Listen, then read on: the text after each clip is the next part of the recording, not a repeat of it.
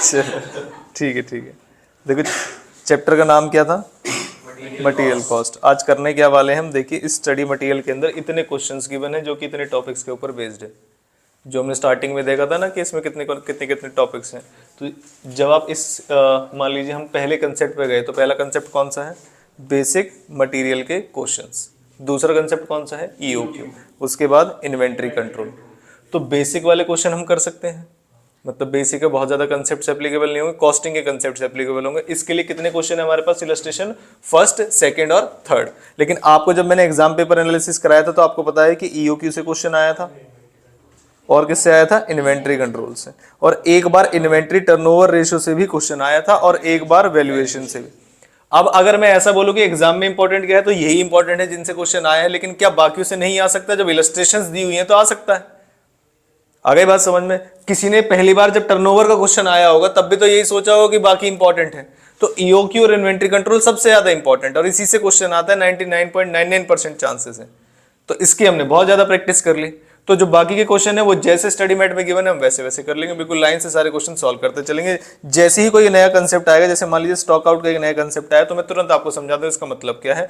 नए कंसेप्ट के कितने क्वेश्चन है, एक क्वेश्चन। उसके बाद इन्वेंट्री वैल्यूएशन के कितने क्वेश्चन है, ये देखिए 5 क्वेश्चन है। इलस्ट्रेशन 13, 14, 15 और प्रैक्टिकल 8 और 9। एक या दो क्वेश्चन मैं आपको करके दिखा दूंगा, आपको समझ में आ जाएगा कैसे होगा। हालांकि लीफो फीफो आपने पहले भी सुन रखा है, सुना हुआ है, first in first out, last in first out, ठीक है। तो हम चलते क्वेश्चन नंबर फर्स्ट से, एक ही क्वेश्चन, एक ही इसमें सारे सॉल्व कर देंगे आज, खत्म। जल्दी क्यों कर लेंगे हम, क्योंकि ईओक्यू और मैक्सिमम मिनिमम वाले आप जल्दी सॉल्व करा दोगे मुझसे, फॉर्मूले वगैरह आपको याद होंगे, ऐसा आप कह रहे हैं। देखिए, अरे नालायक, फॉर्मूले पढ़ने लगा तुरंत। देखो देखो देखो, SKD company not registered under GST purchased material P from a company which is registered under GST. Following information आपको एक लॉट की गिवन है जिसमें कितने यूनिट्स है, 1000 यूनिट से। बिल्कुल देसी हिसाब किताब वाली बात है और इसमें सॉल्व करके दिखाना है कि खर्चा कितना पड़ेगा हमें मटेरियल का। देखिए मटेरियल का लिस्ट प्राइस कितना है, 50,000। तो मैंने क्वेश्चन में लिखा मटेरियल का लिस्ट प्राइस। बताओ कौन सा क्वेश्चन नंबर है, इलस्ट्रेशन नंबर फर्स्ट। सबसे पहले क्वेश्चन में क्या गिवन है, मटेरियल का लिस्ट प्राइस ऑफ मटेरियल कितना था अमाउंट, 50,000। तो मैंने यहां पर लिखा 50,000 लिस्ट प्राइस ऑफ मटेरियल लिख लिया। नेक्स्ट, उसके बाद क्वेश्चन में क्या लिखा है, trade discount. Trade discount finance का मैटर है या कॉस्ट का मैटर है, पहले तो ये बताओ। ट्रेड बिजनेस से रिलेटेड डिस्काउंट है तो कॉस्ट से रिलेटेड है। ट्रेड डिस्काउंट का मतलब मैं इकट्ठी क्वांटिटी में खरीदता हूं तो मुझे ट्रेड पे डिस्काउंट मिलता है, इसलिए मुझे मटेरियल सस्ता पड़ता होगा। तो क्या मुझे कॉस्ट में लिखना चाहिए, आंसर इज यस, कॉस्ट में लिखना चाहिए। तो मैं यहां माइनस कर दूंगा ट्रेड डिस्काउंट। कितने परसेंट था, 10%। अब 10% 50,000 का निकालो जरा, कितना आएगा, 5,000। तो 5,000 रुपये मैंने माइनस कर दिए यहां तक। अभी तक मुझे मटेरियल इतने का पड़ा है, कितने का आ गया, 45,000। यह है मटेरियल का प्राइस नेट ऑफ डिस्काउंट, ऐसा सुना है आपने, नेट ऑफ डिस्काउंट। अब आगे क्वेश्चन में क्या गिवन है, ट्रेड डिस्काउंट को डील कर लिया है हमने। सीजीएसटी है और एसजीएसटी है, कितने परसेंट है, 12%। कितने परसेंट, 12%, जिसमें 6% सीजीएसटी और 6% एसजीएसटी। इसके ब्रैकेट में एक बात लिखी गई है, क्रेडिट नॉट अवेलेबल। इसका मतलब समझाते हो, इसका नहीं, उधार लेने का मतलब नहीं है। इसका मतलब यह है कि जब आप इनको पे करोगे, जब आप इनको पे करोगे तो आपको इसका क्रेडिट नहीं मिलेगा, मतलब ये आपकी कॉस्ट का पार्ट बनेगा। ऐसा मान के चलिए कि जैसे मान लीजिए मैंने टीवी खरीदा, इसमें मैंने 36,000 का जीएसटी पे किया। कितने का, 36,000। अब मैंने इस टीवी को घर में तो नहीं लगाया, कहां लगाया, अपने बिजनेस में। तो अब मान लीजिए बिजनेस की आउटवर्ड लायबिलिटी आती होगी, हमारी फीस पे मान लीजिए जीएसटी लगता है, तो उस जीएसटी पे मान लीजिए मुझे 1,36,000 पैसे पे करने हैं। कितने, 1,36,000। जब ये 1,36,000 की लायबिलिटी जनरेट हुई तो क्या मैंने इसे पूरा करने के लिए खरीदा और ऑलरेडी 36,000 पैसे पे कर दिए? तो क्या मुझे क्रेडिट मिलना चाहिए 36,000 का या नहीं मिलना चाहिए? भाई 136 गवर्नमेंट मांग रही है मुझसे जीएसटी के नाम पे, मैंने ऑलरेडी इस टीवी पे 36,000 दे रखे हैं, क्योंकि ये नहीं होता तो मैं पढ़ा नहीं रहा होता। तो मैंने बिजनेस पर्पस के लिया, पर्सनल पर्पस के तो लिया नहीं है। किसको पैसे दिए, गवर्नमेंट को। किसके नाम से, जीएसटी के नाम पे। आज मेरी टोटल लायबिलिटी कितनी बन रही है, 136। गवर्नमेंट कह रही है कि इसका तुम्हें क्रेडिट अवेलेबल है, अलाउड है। तो 136 में से माइनस हो जाएगा कितना, 36,000। तो क्या जब मैंने इस पे 36,000 पे किए होंगे तो क्या मुझे अपनी कॉस्ट माननी चाहिए उसको या नहीं माननी चाहिए? नहीं माननी चाहिए। क्यों? क्योंकि बाद में क्या मिल जाएगा, क्रेडिट। बाद में तुम इसका फायदा ले लोगे भाई, 36,000 तुमने पे किए और अपनी लायबिलिटी में से माइनस करा लोगे, तो क्या तुम्हें कॉस्ट में ऐड करना चाहिए? Answer is no. समझ में आया? लेकिन अगर क्वेश्चन लिख दे क्रेडिट नॉट अवेलेबल, फिर इसका मतलब क्या है कि जब बाद में मैं माइनस कर लूंगा तो गवर्नमेंट माइनस करने नहीं देंगे, इसलिए आज कॉस्ट का पार्ट मान लो। क्रेडिट का मतलब समझ आया? यहां पर क्रेडिट का मतलब इनपुट टैक्स क्रेडिट, जीएसटी के अंदर पढ़ेंगे, इनपुट टैक्स क्रेडिट। तो अगर क्रेडिट अवेलेबल होता है, अगर क्रेडिट अवेलेबल, इनवर्स रिलेशन सब समझते हो, positive negative price quantity demand, तो अगर क्रेडिट अवेलेबल होगा तो आज कॉस्ट में ऐड नहीं करेंगे, लेकिन अगर क्रेडिट अवेलेबल नहीं होगा तो आज कॉस्ट में ऐड कर देंगे। लॉजिक समझ में आया? बताइए। नॉट अलाउड है तो क्या करूं? ऐड होगा, तो मुझे यहां पर माइनस करना है ऐड जीएसटी 5400। ये इकट्ठा नहीं लिखती, इसको आपको पता होगा, ठीक है? कैसे लिखेंगे? सीजीएसटी और एसजीएसटी, रेट क्या है दोनों का? 6%। बताइए जरा फटाफट से। 2700। तो इससे आपको दो चीजें पता चल गई। जीएसटी एक तो लगेगा किस पे? नेट ऑफ डिस्काउंट पे। कौन से प्राइस पे लगेगा? जो डिस्काउंट माइनस करने के बाद आया। और कौन सा डिस्काउंट? ट्रेड या कैश? कैश डिस्काउंट नहीं। कौन सा discount? Trade discount. Cash discount तो फाइनेंस का मुद्दा है कि जल्दी पैसे दे दोगे तो कुछ पैसे कम पड़ेंगे, इससे कॉस्ट का कोई लेना देना नहीं, ठीक है? आगे कैश डिस्काउंट है, क्या इसका कुछ करना है आपको? Answer is no. ये फाइनेंस का मैटर है, फाइनेंशियल अकाउंट्स वाले इसे डील करेंगे। नेक्स्ट, फ्रेट एंड इंश्योरेंस, क्या खर्चा होता है? आंसर इज यस, ऐड करेंगे। उसके बाद टोल टैक्स, क्या ये भी खर्चा होता है? Answer is yes. डिमर्जर की मीनिंग कोई बता सकता है? डिमर्जर चार्ज क्या होते हैं? ऐसा मान के चलिए एबनॉर्मल नेचर के हैं। कैसा? इसलिए नहीं आएगा। फिर क्या कमीशन जो ब्रोकरेज हम पे करते हैं परचेज पे, मेरी कॉस्ट होती है? Answer is yes. Amount deposited for returnable containers, ऐसे कंटेनर्स के लिए मैंने पैसे जमा किए जिस कंटेनर्स के लिए मुझे पैसे बाद में वापस मिल जाएंगे। तो मैंने जमा किए 6,000, तो कॉस्ट में ऐड नहीं होना चाहिए, लेकिन जो मुझे वापस मिला रिफंड वो कितना मिला? तो मुझे कितनी कॉस्ट माननी चाहिए अपनी? 2,000। भाई 6,000 जमा किए कि भाई ये ले लो, और उन्होंने 4,000 वापस कर दिए, तो मेरी जेब से गए कितने? अब 2,000 एक्स्ट्रा पड़े, तो मेरी कॉस्ट कितनी होगी? 2,000। तो एक तो मैं इसको लिखने वाला हूं, और मुझे आप सारी कॉस्ट अभी ऐड करके बता दीजिए, खर्चा मैं अलग अलग नहीं लिखूंगा। जैसे आप कैलकुलेटर उठाइए, उस पर लिखिए फ्रेट 3400 के, टोल टैक्स 1,000 लिख लिया, कमीशन 2,000, बस। सर ये जो ये 6,000 है, अगर चार्ज होता तो? चार्ज नहीं हो सकता ना।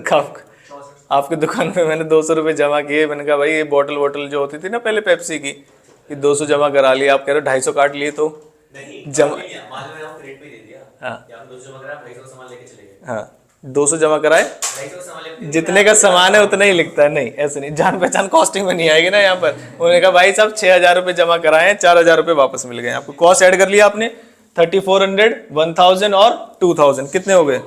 तो मैंने ये एक्सपेंसेस लिख दिए। हालांकि आप जब क्वेश्चन सॉल्व करेंगे तो इनके नाम से करेंगे। मैंने एक्सपेंसेस लिखा, कितना आ रहा है? अमाउंट कौन कौन सी थी? 3,400, 1,000 और 2,000। ये आप नाम के साथ लिखेंगे, मैंने थोड़ा शॉर्ट में लिख दिया है 6,400। और दूसरा नेक्स्ट कौन सा खर्चा था? रिटर्नेबल कंटेनर्स का। अमाउंट डिपॉजिटेड कितनी थी? 6,000। मिल कितने गए थे? 4,000। हमने कितना लिखा? 2,000। जरा फटाफट से यहां पर मुझे कॉस्ट ऐड करके बताओ। 58,800 यहां तक की कॉस्ट आ गई। यही आ रहा है सभी का। अब सुनो जरा ध्यान से, आगे क्वेश्चन क्या कहता है। इसने कहा और भी खर्चे हैं, और वो कितने होंगे? 2% ऑफ 98% यानी कि ये कितना रिप्रेजेंट कर रहा होगा? 90। याद है मैंने कंसेप्ट सिखाया था आपको।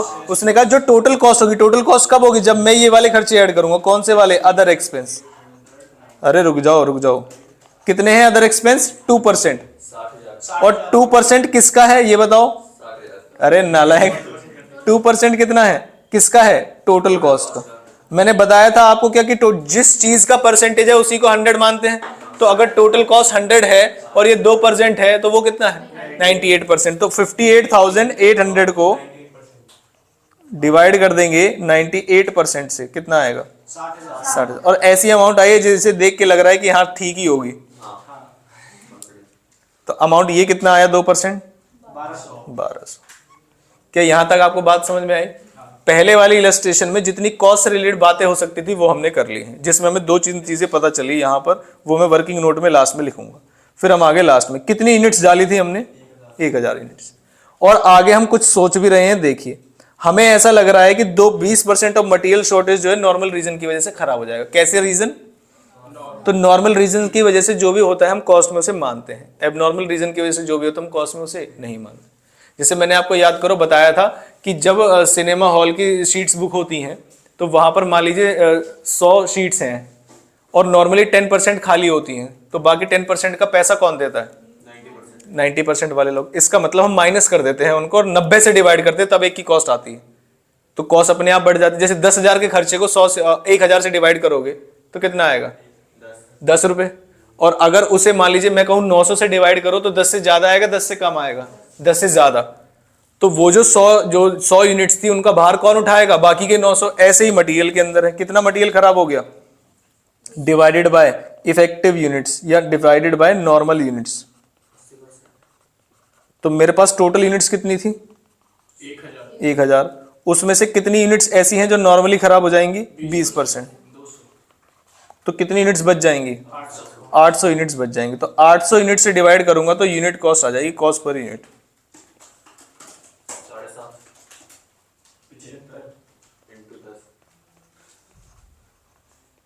कितना आ रहा है बताओ, 75। बताओ क्या ये बात समझ में आई, पक्का, ठीक। एक बार मैच कर लेते हैं, कितना आ रहा है कॉस्ट पर यूनिट, 75। क्वेश्चन समझ में आया। अब इस क्वेश्चन में 2-3 चीजें हैं जो मैं यहीं पे मार्क कर रहा हूँ। डीमर्जर हमने क्यों नहीं लिखा, क्योंकि कैसे नेचर का है, एबनॉर्मल का। हमने ये वाली यूनिट्स क्यों माइनस की हैं, क्योंकि किस नेचर की हैं, नॉर्मल। अगर एबनॉर्मल लिखा होता तो, जैसे क्वेश्चन में लिखा 10% एबनॉर्मल रीजन की वजह से यूनिट्स खराब हो गई, तो क्या कुछ करेंगे, नहीं करेंगे।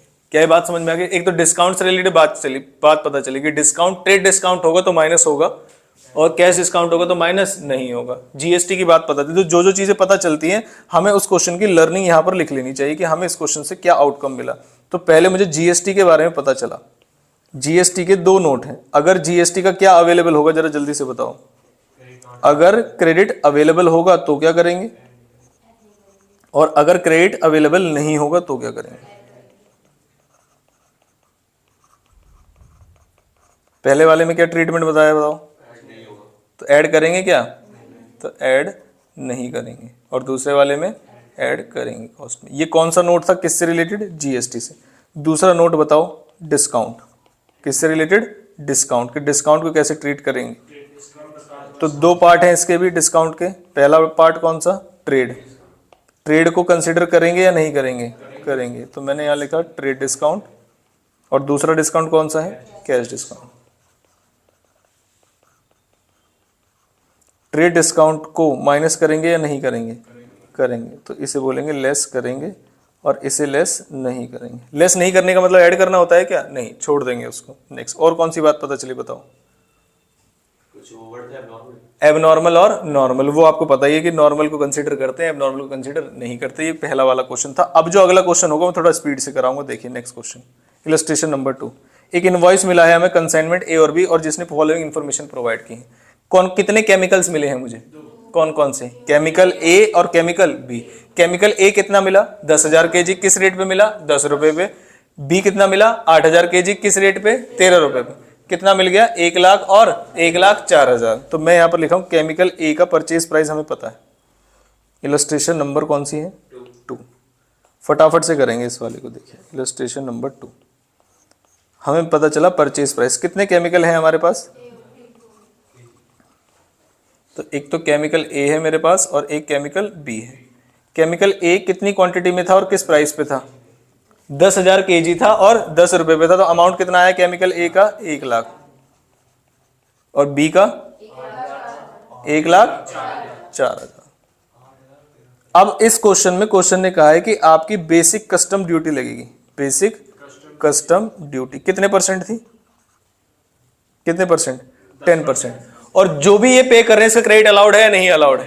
तो क्या कॉस्ट का पार्ट मानू, answer is yes. Inverse relation याद है, नेगेटिव रिलेशन। तो कॉस्ट का पार्ट मानेंगे तो 10-10% इनका ऐड कर दो। इसका 10% कितना आएगा, इसका 10% कितना आएगा, 10,400 और क्वेश्चन में 20,400 ही लिखा हुआ है, हमें प्रोपोर्शनेट करना है कि किस बेसिस पे होगा। तो सीधा सीधा 10% ऐड किया तो मैंने तो कुछ किया नहीं। अगले में परेशानी आएगी। अगला कौन सा है? Railway freight. अमाउंट कितना है? 3840। अब मुझे समझ नहीं आ रहा कि 3840 को केमिकल ए और बी पे कैसे बांट, क्या सेम बांट दो 3840 को? अभी मैंने क्या किया आपको पता चला? इसे तो मैंने 10% बांट दिया है, हालांकि मैंने क्या किया, रेशियो लिया है इसका। अगर आपको वैसे समझ में आया हो कि टोटल कितना है, जैसे कैलकुलेटर उठाओ, एक कैलकुलेटर दिखाओ मुझे, टोटल अमाउंट कितनी है जो मुझे बांटनी थी? 20,400। टोटल अमाउंट कितनी है? 2,04,000। पहले मुझे बांटना है 1 लाख पे, पहले मुझे किस पे बांटना है? 1 लाख पे। तो कितना आ गया? 10,000। तो 1 लाख से मल्टीप्लाई किया, फिर मैंने वापस 1 लाख से डिवाइड किया और मल्टीप्लाई किससे किया इस बार? 10,400 से। तो कितना आ गया? 10,040। 2,04,000 था। हाँ, 2,04,000। क्या ये बात समझ में आई? तो मैंने वैल्यू पे बांटा इस 20,400 को। 1882 पहले वाले का। किसका? केमिकल का। अरे नहीं, मल्टीप्लाई भी तो करना है ना फिर। 1 लाख से ना। हाँ, 1 लाख से ये नहीं आएगा। 3840 3840 नालायक 20,400। नहीं, अभी हम 20,400 की बात कर रहे हैं, रेलवे फ्रेट की नहीं। किसकी बात कर रहे हैं? Basic custom duty. मैंने कैसे बांटी समझ में आया? अमाउंट को कैसे बांटी? अमाउंट, टोटल अमाउंट से डिवाइड किया और केमिकल ए की अमाउंट से मल्टीप्लाई, फिर केमिकल बी के अमाउंट से मल्टीप्लाई। अब क्वेश्चन लिखा है फ्रेट। अब आप मुझे बताओ रेलवे का फ्रेट किस बेस पे बांटू, वैल्यू पे या उनके वजन पे? वजन कितना है? इस पे 10,000 kg और इस पे 8,000 kg। तो करना क्या चाहिए? 3,840 को डिवाइड करना चाहिए कितने से? 18,000 से। कितने से? 18,000 से। फिर मल्टीप्लाई कर दो 10,000 से। 2133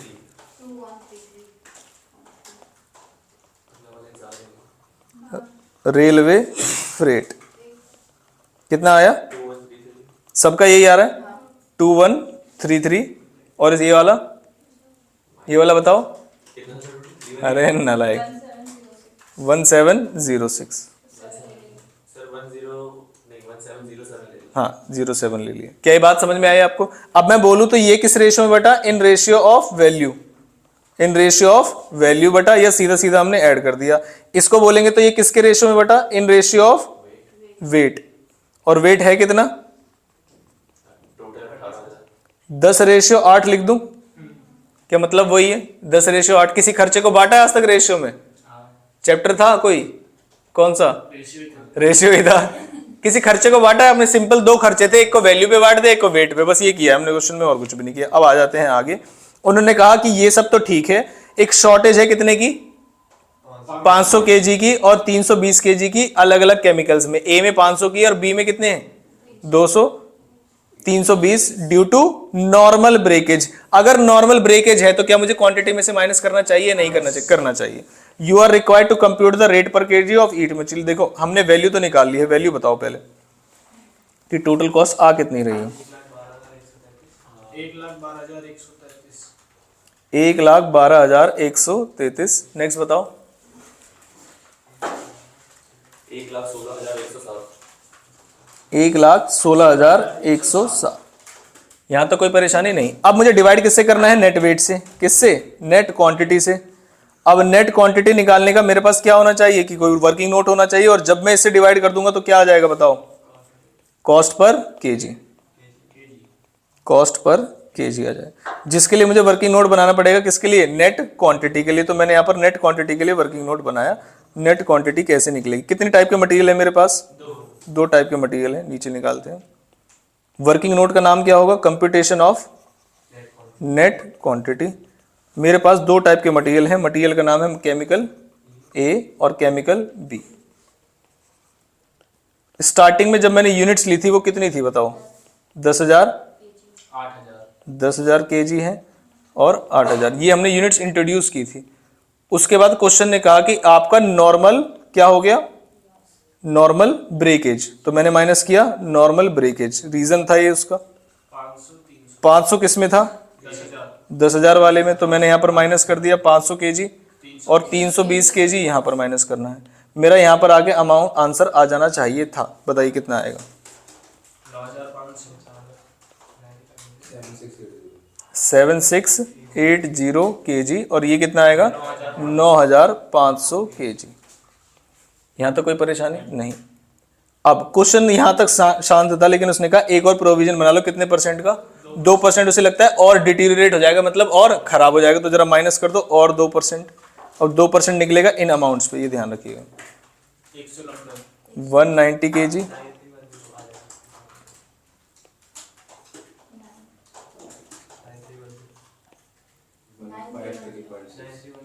पहले वाला 9310, और इसमें 7526.4, तो ये कितना आएगा? 153.6 kg। ये मेरी नेट क्वांटिटी। क्या ऐसा ही कुछ मैंने ऊपर वाले क्वेश्चन में भी किया था?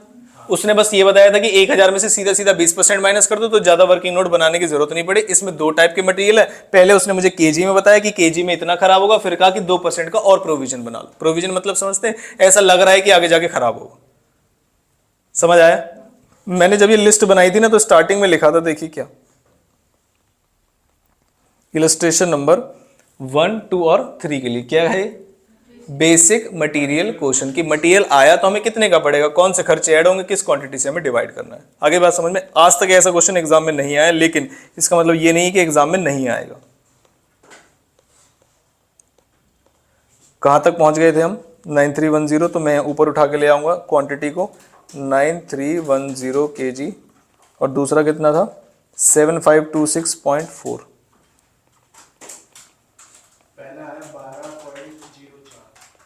रुपीज 12.04, और नेक्स्ट जल्दी से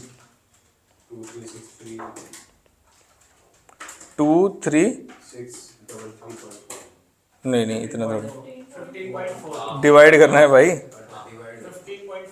15.42। मैंने यही ऑलरेडी लिख दिया कि ये मैं जो अमाउंट लिख रहा हूँ वो कॉस्ट पर केजी है, तो मुझे यहाँ पर केजी लिखने की जरूरत नहीं।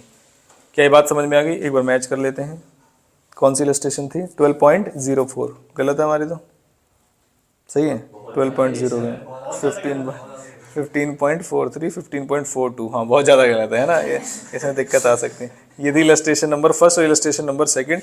नेक्स्ट देखिए इलस्ट्रेशन नंबर थर्ड। अभी तक जो बताया समझ में आया? कौन से खर्चे ऐड करने और क्वांटिटी? कौन सा? हाँ सुन लो, ये वाला, ये खर्चा था मेरे पास यहाँ पर 3840 रुपए का, ये किराया दिया है मैंने रेलवे वालों को। अब ये वाली अमाउंट तो मैंने इसमें बांट दी, 10% सीधा सीधा ऐड कर दिया। अब रेलवे का किराया है, अब किराए को क्या अमाउंट के बेस पे बांटना चाहिए, वेट के बेस पे? वेट के बेस पे। जैसे मान लीजिए मैंने कहा कि 1 किलो चीनी आई, 1 किलो चीनी आई और 2 गाड़ियां आई ट्रेन में, तो क्या वैल्यू के बेस पे बांटना चाहिए? किसके बेस पे बांटना चाहिए? क्वांटिटी। अरे भाई क्वांटिटी का मतलब कितना भारी सामान है, क्वांटिटी का मतलब कितना भारी। जैसे मान लीजिए मैंने कहा रेलवे वालों पे मैंने 1 किलो सोना मंगवाया, कितने किलो? 1 किलो, ठीक है, और बाइक मंगवाई, महंगा कौन सा है? बाइक। मैंने कहा 10 किलो सोना मंगवाया मैंने, कितने किलो? 10 किलो, और एक गाड़ी मंगवाई या एक बाइक मंगवाई, कौन सा महंगा है? बाइक गाड़ी। अब मैंने कहा मान लीजिए मैंने 10 किलो सोना मंगवाया और मैंने मान लीजिए 100 किलो आटा मंगवा लिया, तो रेलवे फ्रेट किसका ज्यादा लेगा? आटे का। क्या वैल्यू से उसका कोई लेना देना है? नहीं। तो रेलवे जो फ्रेट लेता है वो आपसे केजी के बेस पे लेता है। तो हमारे पास खर्चा गया 3840 और 2 केमिकल आए, कितने? 10,000 और 8,000। देखोगे तो आपको पता चलेगा कि 8,000 वाला ज्यादा महंगा है, लेकिन महंगे से हमें कोई लेना देना नहीं है। जो जितना भारी है उतना ही फ्रेट लगेगा उस पर। क्या ये बात समझ में? तो हमने 10,000 और 8,000 के रेशो में बांट दिया इसको। अब रेशो में कैसे बांटा कि 10,000 और 8,000 कितने हो गए? 18,000। तो 3,840 को डिवाइड करो 18,000 से, बस जो भी आ गया उसे छोड़ दो। अब मल्टीप्लाई कर दो 10,000 से, तो ए का खर्चा आ जाएगा। कितना आया? दोबारा करो, 3,840 पहले लिखो, ये खर्चा डिवाइडेड बाय 18,000 इंटू 10,000, कितना आया? 2133। अब डिवाइड कर दो 10,000 से, वापस आ जाओ। अब किससे मल्टीप्लाई करना चाहिए? 8,000 से। आगे आगे चलते हैं इलस्ट्रेशन नंबर 3। कोई पॉइंट कहीं भी फंस रहा हो बाकियों को भी पूछ के चले आगे, उम्मीद में ना बैठे कि बाद में समझ लेंगे, नहीं, जहां समझ में नहीं रहा वहां पूछिए। At what price part number 32 entered in the store laser if following information आपको मिली है। देखिए 200 यूनिट मिले हैं, किस रेट पे? 5 रुपए के 1000 हो गए, उसमें से 20% डिस्काउंट माइनस कर दिया तो अमाउंट कितना आ गया 800। अमाउंट कितना आ गया 800, ये उसने खुद ही करके दिया है। अब हमसे क्या पूछा चेक करते हैं। उसने किया जीएसटी ऐड कर दिया इसमें 12%, सही ऐड किया है। 800 को 12% निकालो, सही है किया है उन्होंने, बिल्कुल ठीक है। पैकेजिंग चार्जेस हैं जो कि रिटर्नेबल नहीं है, ऐड होगा तो ऐड होगा नहीं होगा, होगा। तो उसने कुछ भी गलत किया इस क्वेश्चन में नहीं, लेकिन फिर भी हमसे कह रहा है कि आप बताओ कि इस क्वेश्चन में क्या अमाउंट चार्ज। तो मैं कहता हूं बिल्कुल यही अमाउंट चार्ज होना चाहिए, कुछ गलत ही नहीं। लेकिन क्या क्वेश्चन यहां खत्म हो गया? नहीं। उसने कहा क्वेश्चन ने 2% कैश डिस्काउंट मिलेगा, तो हमने कहा कोई दिक्कत वाली बात नहीं है। और ऊपर उसने माइनस किया ही नहीं कोई 2% वाली अमाउंट, तो हम कुछ नहीं करेंगे। आगे उसने कहा डॉक्यूमेंट जो है आईजीएसटी के इनक्लोज कर दिए गए हैं और इनपुट मिल जाएगा, तो इसका मतलब ये माइनस नहीं करना है। तो आप एक अपनी शीट बनाएंगे जिसके ऊपर क्या लिखेंगे 1000 माइनस 200 कितना आ जाएगा 800, और बस इस को छोड़ देंगे, फिर प्लस कर देंगे 50, तो अमाउंट क्या आ जाएगी 850। क्या ये बात समझ में आई? और उसको डिवाइड कर देंगे, कितनी यूनिट्स थी हमारे पास? अरे नालायक, कितनी यूनिट्स थी 200। कितनी यूनिट्स थी 200, डिवाइड कर देंगे तो पर यूनिट आ जाएगा। यूनिट्स का कोई ब्रेकेज लॉस वगैरह कुछ दिया नहीं है। ये दिख रहा है आपको, नेट परचेज है, इसी में बता दूं बस हो गया। नेट परचेज है, पैकेजिंग ऐड कर दी हमने और नंबर ऑफ यूनिट से डिवाइड कर दी। क्या ये कुछ क्वेश्चन बताने लायक था? नहीं। अब हम अपने क्वेश्चंस की लिस्ट से जो बेसिक वाले उनसे अलग आ चुके हैं। अब जो हमने पिछले दिनों में मेहनत की है किसकी, ईओक्यू वाली और मैक्सिमम मिनिमम, अब उसके क्वेश्चन आएंगे। देखने वाली बात यह है कि आप कितनी जल्दी सॉल्व कराते हैं उसको। बस बस बस, कोई अरे तोड़ नहीं देना, रुक जाओ।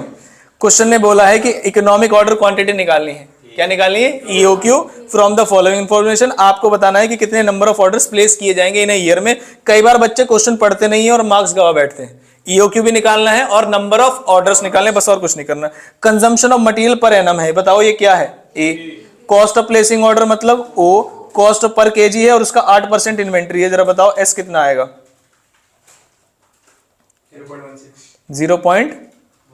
0.16। ठीक है, अब मुझे क्या निकालना है? ईओक्यू। यहीं पे बता दूं, बताओ जरा फटाफट से। 2500 सबका यही आ रहा है। 2 इंटू ए मतलब कितना 10,000 केजी, ओ कितना 50 रुपए, डिवाइडेड बाय एस। एस कितना है 0.16। बताइए कितना आएगा? सभी का 2500 आ रहा है, 2500 केजी।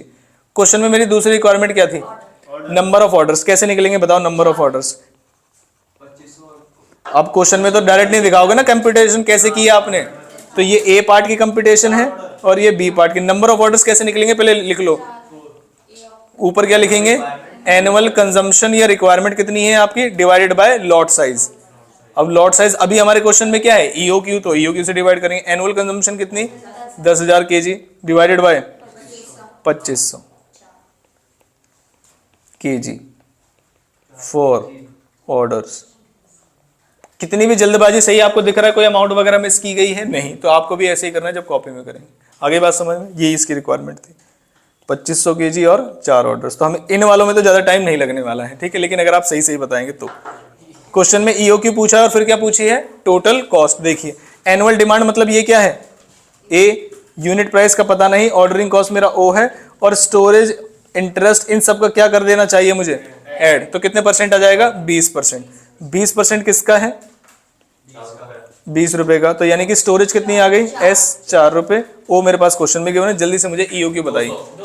सबका 200 आ रहा है। कैलकुलेटर कहाँ है तुम्हारा? ले गया ऑफिस से जल्दी। नहीं फोन से नहीं करना है, ले के आओ। आओ ऑफिस में इसलिए जाना ना सर बैठे जल्दी ले के आओ। हाँ और तरीके बता दो नालायक को। कितने परसेंट? सबका 200 आ रहा है। 200 केजी 200 यूनिट, ये तो देखा ही नहीं किसी ने भी नहीं देखा। कितना आया? 200 यूनिट्स। तो मैं यहीं पे लिख दूं? नहीं, इसकी टोटल कॉस्ट भी निकालनी है और नीचे रिक्वायरमेंट भी है, ठीक है। कौन सी इलस्ट्रेशन नंबर है जरा जल्दी से बताओ? 5th एंड नालायक 4th वहीं किए थे हमने।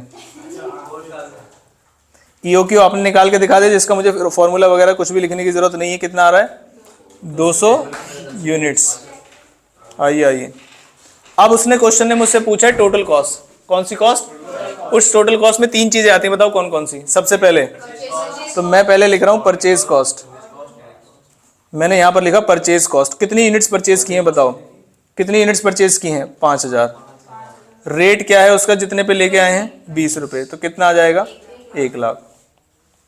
अब मैं ऐसे प्रेजेंट करूं या कैसे भी प्रेजेंट करूं, मेरी मर्जी है, ठीक है। उसके बाद next ordering cost. Ordering cost कैसे निकलेगा, पहले क्या निकलेंगे, नंबर ऑफ ऑर्डर्स। क्या मैं इस क्वेश्चन में निकाल चुका हूं, 4 रुपए आया था, 4 ऑर्डर्स आए थे।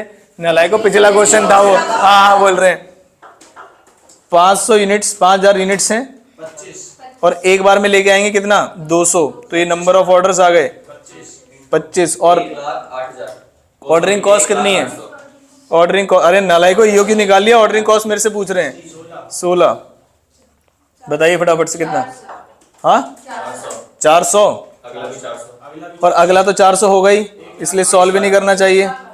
कैसे पता चला जरा फटाफट से बताओ, अगर 5000 यूनिट्स की कंजम्पशन है तो स्टोरेज कॉस्ट कैसे निकलेगी,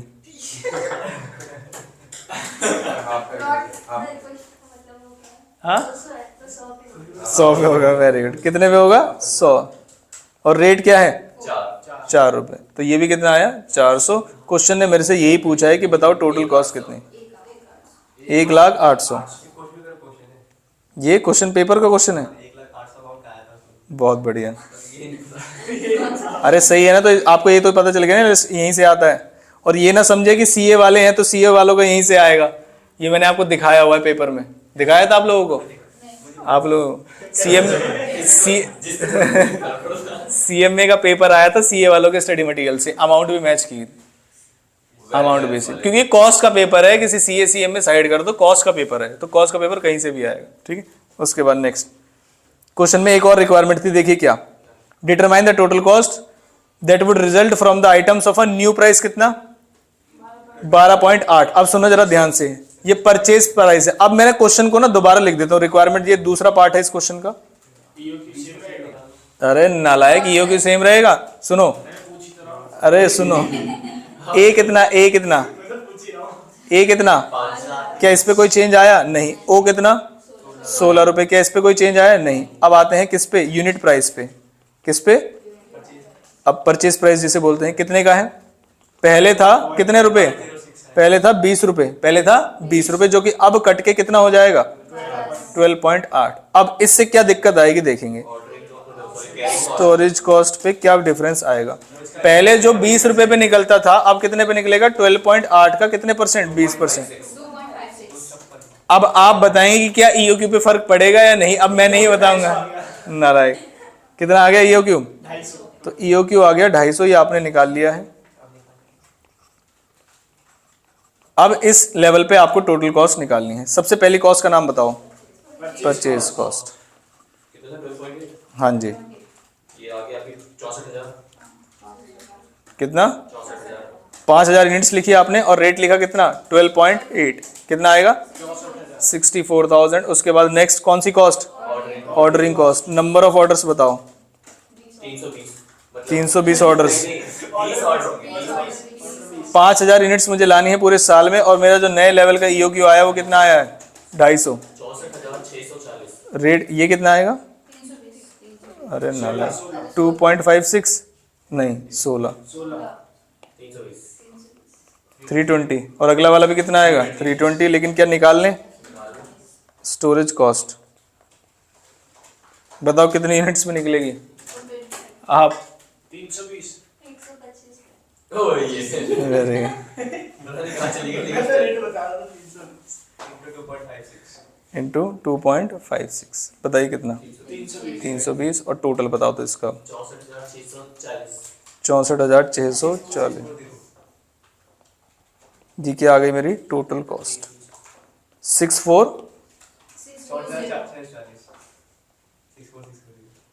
ये एक अमाउंट आई है हमारे पास और 1,08,000 एक अमाउंट आई है हमारे पास। तो हम आ जाते हैं 1,08,000 ये रही और 64,640 ये रही। आगे चल सकते हैं, ज़्यादा टाइम तो लगाने की जरूरत नहीं है इसमें। अब आगे बढ़ गए हम, आगे बढ़े तो क्वेश्चन मिला, क्वेश्चन नंबर कौन सा 6। क्वेश्चन ने कहा normal usage, maximum usage, minimum period, reorder period, reorder period. वाह सुनो सुनो सुनो, अरे फॉर्मूला नालायक फॉर्मूले पढ़े अरे आप समझ नहीं, बंद करो, बंद ही कर देता हूं। बंद। हाँ पलट पलट के एक एक पेज पलट पलट के बंद कर रहा है नालायक। अब आप पूछोगे सबसे पहले कौन सा है रीऑर्डर लेवल। तो क्या हमारे वाले लेवल में भी ये ऐसे ही स्टार्ट किया था हमने। इलस्ट्रेशन नंबर कौन सी है, 5 हो गया था। इलस्ट्रेशन नंबर कौन सी है 6। सबसे पहले क्या निकालना है मुझे, रीऑर्डर लेवल। इसका फॉर्मूला बताओ। सबसे पहले क्या था, maximum consumption into maximum lead time. ये चीज आपको क्वेश्चन में मिलेगी, क्वेश्चन में देखिए मैक्सिमम कंजम्पशन कितनी है, 75। दिख रहा है आपको, ये रहा मैक्सिमम यूसेज। और उसके बाद मैक्सिमम लीड टाइम कितना है। अब प्रॉब्लम ये है इसमें कितने मटेरियल हैं, 2। तो अब आप कंफ्यूज ना हो, आप फॉर्मूले को 2 बार लगाएं, पहले मैं ए के लिए लगाऊंगा और फिर बी के लिए। अब मैं ए की बात करता हूं सिर्फ। मैक्सिमम यूसेज जो है, देखो रीऑर्डर पीरियड अलग अलग गिवन है, लेकिन क्या यूसेज अलग है, यूसेज दोनों के क्या है, सेम। तो यूसेज है 75 रुपए पर वीक। अब ए का कितना है बताइए मैक्सिमम, ए का मैक्सिमम, ये रीऑर्डर क्वांटिटी है, इसे छोड़ दीजिए। अब रीऑर्डर पीरियड पे आइए, ए है का कितना है 4 to 6, तो मैक्सिमम कितना है 6, तो 75 है और 6 है, तो 75 kg था, यूनिट्स था, कुछ भी नहीं है, कंपोनेंट है। कंपोनेंट है, तो 75 कंपोनेंट्स। वेरी गुड, आकाश ने ढूंढा है बस। हाँ, मैक्सिमम लीड टाइम कितना, 6, कितना आ रहा है 450 कंपोनेंट। ठीक है, नेक्स्ट बी के लिए देखिए, क्या 75 कंपोनेंट्स ही रहेंगे, लेकिन वीक्स चेंज हो जाएंगे, कितने 4, तो 4 से मल्टीप्लाई करिए, कितना आ जाएगा 300 कंपोनेंट। यहां तक कोई परेशानी नहीं। ये क्या था, पहला वाला ROL। दूसरे वाला आते हैं, क्या उसने सही दिया है मिनिमम, बिल्कुल सीक्वेंस में ही पूछा है, यस, तो मेरा फॉर्मूला भी नहीं बदलेगा। हम आ गए मिनिमम लेवल पे। मिनिमम लेवल में यूज होता था, बताइए क्या, जो अभी निकाला हमने ROL, average consumption into average lead time. पहले मुझे किसका निकालना है, ए का, तो ए का ROL बताओ। 450 कंपोनेंट है ए के ROL के, माइनस एवरेज कंजम्पशन कितनी थी 50 रुपए, तो 50 मुझे यहां से मिलेगा, और इसका एवरेज आप बता दो, क्वेश्चन ने नहीं बताया है। ए का एवरेज आया 5, और बी का एवरेज कितना आया 3।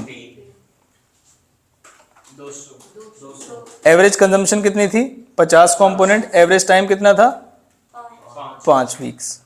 बताइए 250, अरे नालायक 200 कौन बोल रहे हैं। नेक्स्ट 300 कंपोनेंट्स हैं, माइनस 50 कंपोनेंट्स तो सेम रहेंगे, और एवरेज लीड टाइम कितना आया था बी का 3, 150 कंपोनेंट्स। कोई परेशानी यहां तक नहीं। अगला वाला देखते हैं, कौन सा लेवल, मैक्सिमम। अब जिससे मैं फॉर्मूला पूछूंगा वही बताएगा बस।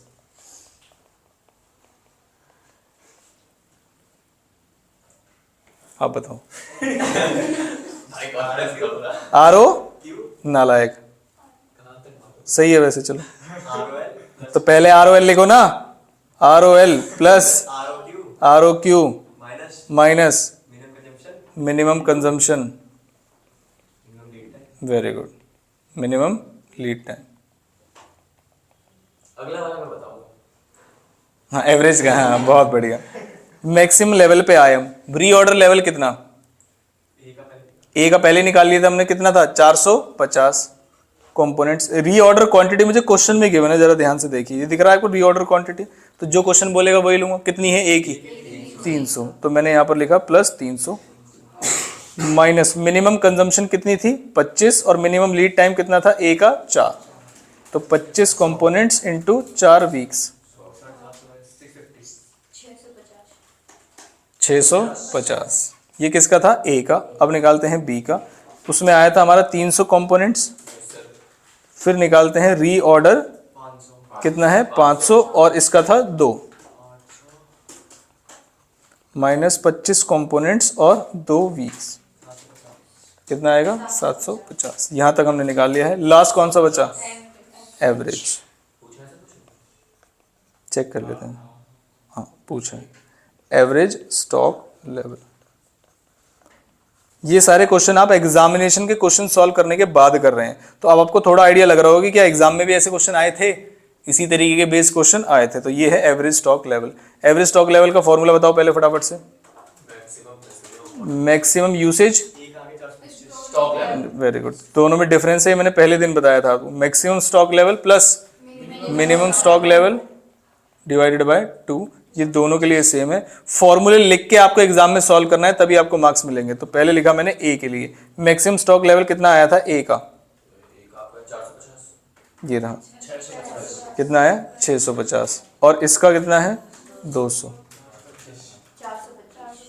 तो 650 components plus 200 components divided by 2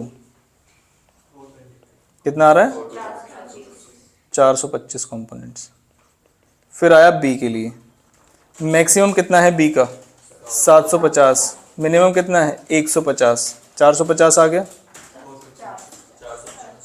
तो 750 components plus 150 component divided by 2।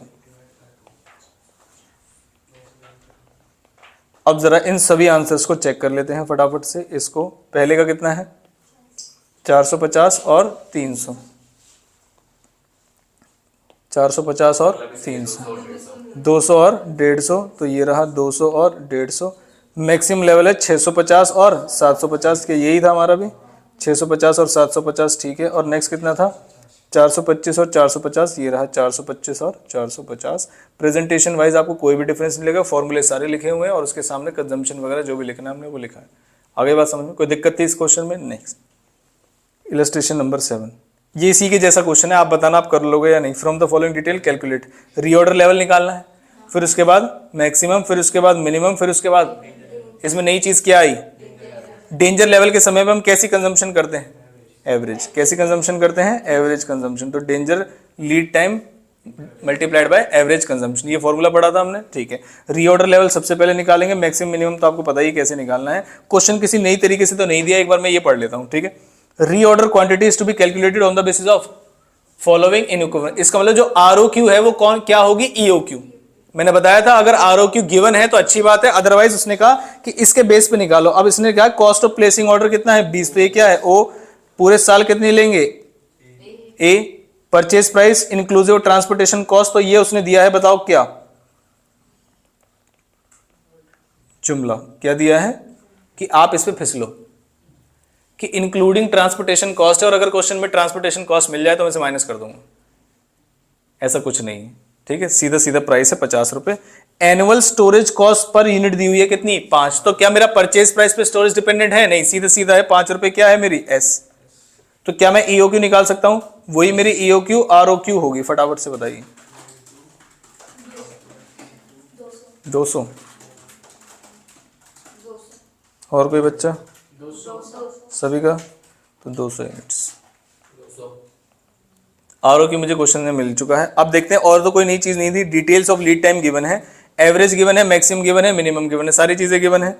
Rate of consumption भी गिवन है, एवरेज भी गिवन है, और तो दिक्कत हो गई, बताओ क्या मिनिमम नहीं है। तो क्या मिनिमम निकाला जा सकता है, कैसे निकाला जा सकता है, इसी में एवरेज कैसे आया होगा बताओ, maximum plus minimum divide by 2 करके आपका आंसर आया होगा किसका एवरेज का, जो कि इस क्वेश्चन में मैक्सिमम है कितना 20 plus minimum divide by 2 is equal to average कितना है 15। इधर मल्टीप्लाई करेंगे माइनस करेंगे तो मिनिमम आ जाएगा आपके पास कितना 15 या 10। तो यहां पर हम लिख सकते हैं कि मिनिमम, ये वर्किंग नोट में आप दिखाएंगे 10 यूनिट्स पर डे। क्या ये क्वेश्चन हो जाएगा? एक ही मुझे स्टॉक नया लिखा, कौन सा वाला बताओ, इमरजेंसी पीरियड कितना है 4, जिसमें एवरेज कंजम्पशन कितनी है 15, तो 15 इंटू 4 करके बताइए कितना आएगा। अच्छा कर रहे हो, कितने यूनिट्स 60।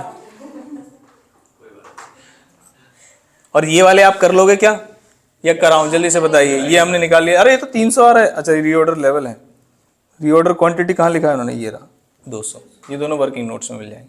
क्वेश्चन समझ आया? पक्का छोड़ दूं आगे, चलो कराऊं, जल्दी बताओ। आगे चलते हैं, कोई दिक्कत वाली बात नहीं है। अगला क्वेश्चन आया इलस्ट्रेशन नंबर 8। ये न्यूली एडेड क्वेश्चन है, पहले ही क्वेश्चन नहीं हुआ करता था, नया नया क्वेश्चन ताजा ताजा ऐड हुआ है। क्वेश्चन पढ़ के लग रहा है कि मैं कराऊं या आप करेंगे, मैं कराऊं। दिख रहा है क्वेश्चन, क्योंकि इसमें इंफॉर्मेशन कम और इंग्लिश ज्यादा है। हाँ अनसीन पैसेज जैसा क्वेश्चन है, ठीक है। हाँ तो इस क्वेश्चन को जैसे जैसे मैं पढ़ूंगा तो आकाश मुझे बताएगा इसमें क्या होना चाहिए। क्या ये बात समझ में आई? और अगर आकाश नहीं बताएगा तो पिटेगा आज, देखो। क्योंकि ये क्वेश्चन किसका है, आईपीएल, और ये सट्टे लगाता है आईपीएल में। हाँ आप लगाते नहीं हो? हाँ कह रहा आईपीएल, इतना सट्टा लगा लिया भूल ही गया आईपीएल क्या होता है।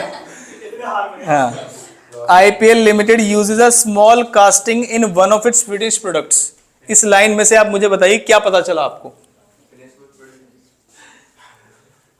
जल्दी से बताओ।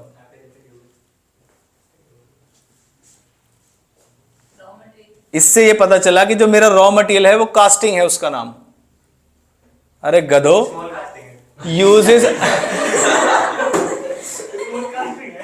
एक स्मॉल कास्टिंग यूज कर रहे हैं हम अपने फिनिश प्रोडक्ट में। इसमें मतलब ये जो कास्टिंग है ये मेरी क्या है, रॉ मटेरियल। आगे, the castings are purchase from a foundry. IPL limited purchases कितनी, 54,000 कास्टिंग परचेज करते हैं एट अ कॉस्ट ऑफ 800। इसका मतलब इस क्वेश्चन में क्या गिवन है, ए गिवन है। इलस्ट्रेशन नंबर कौन सी है ये, 8।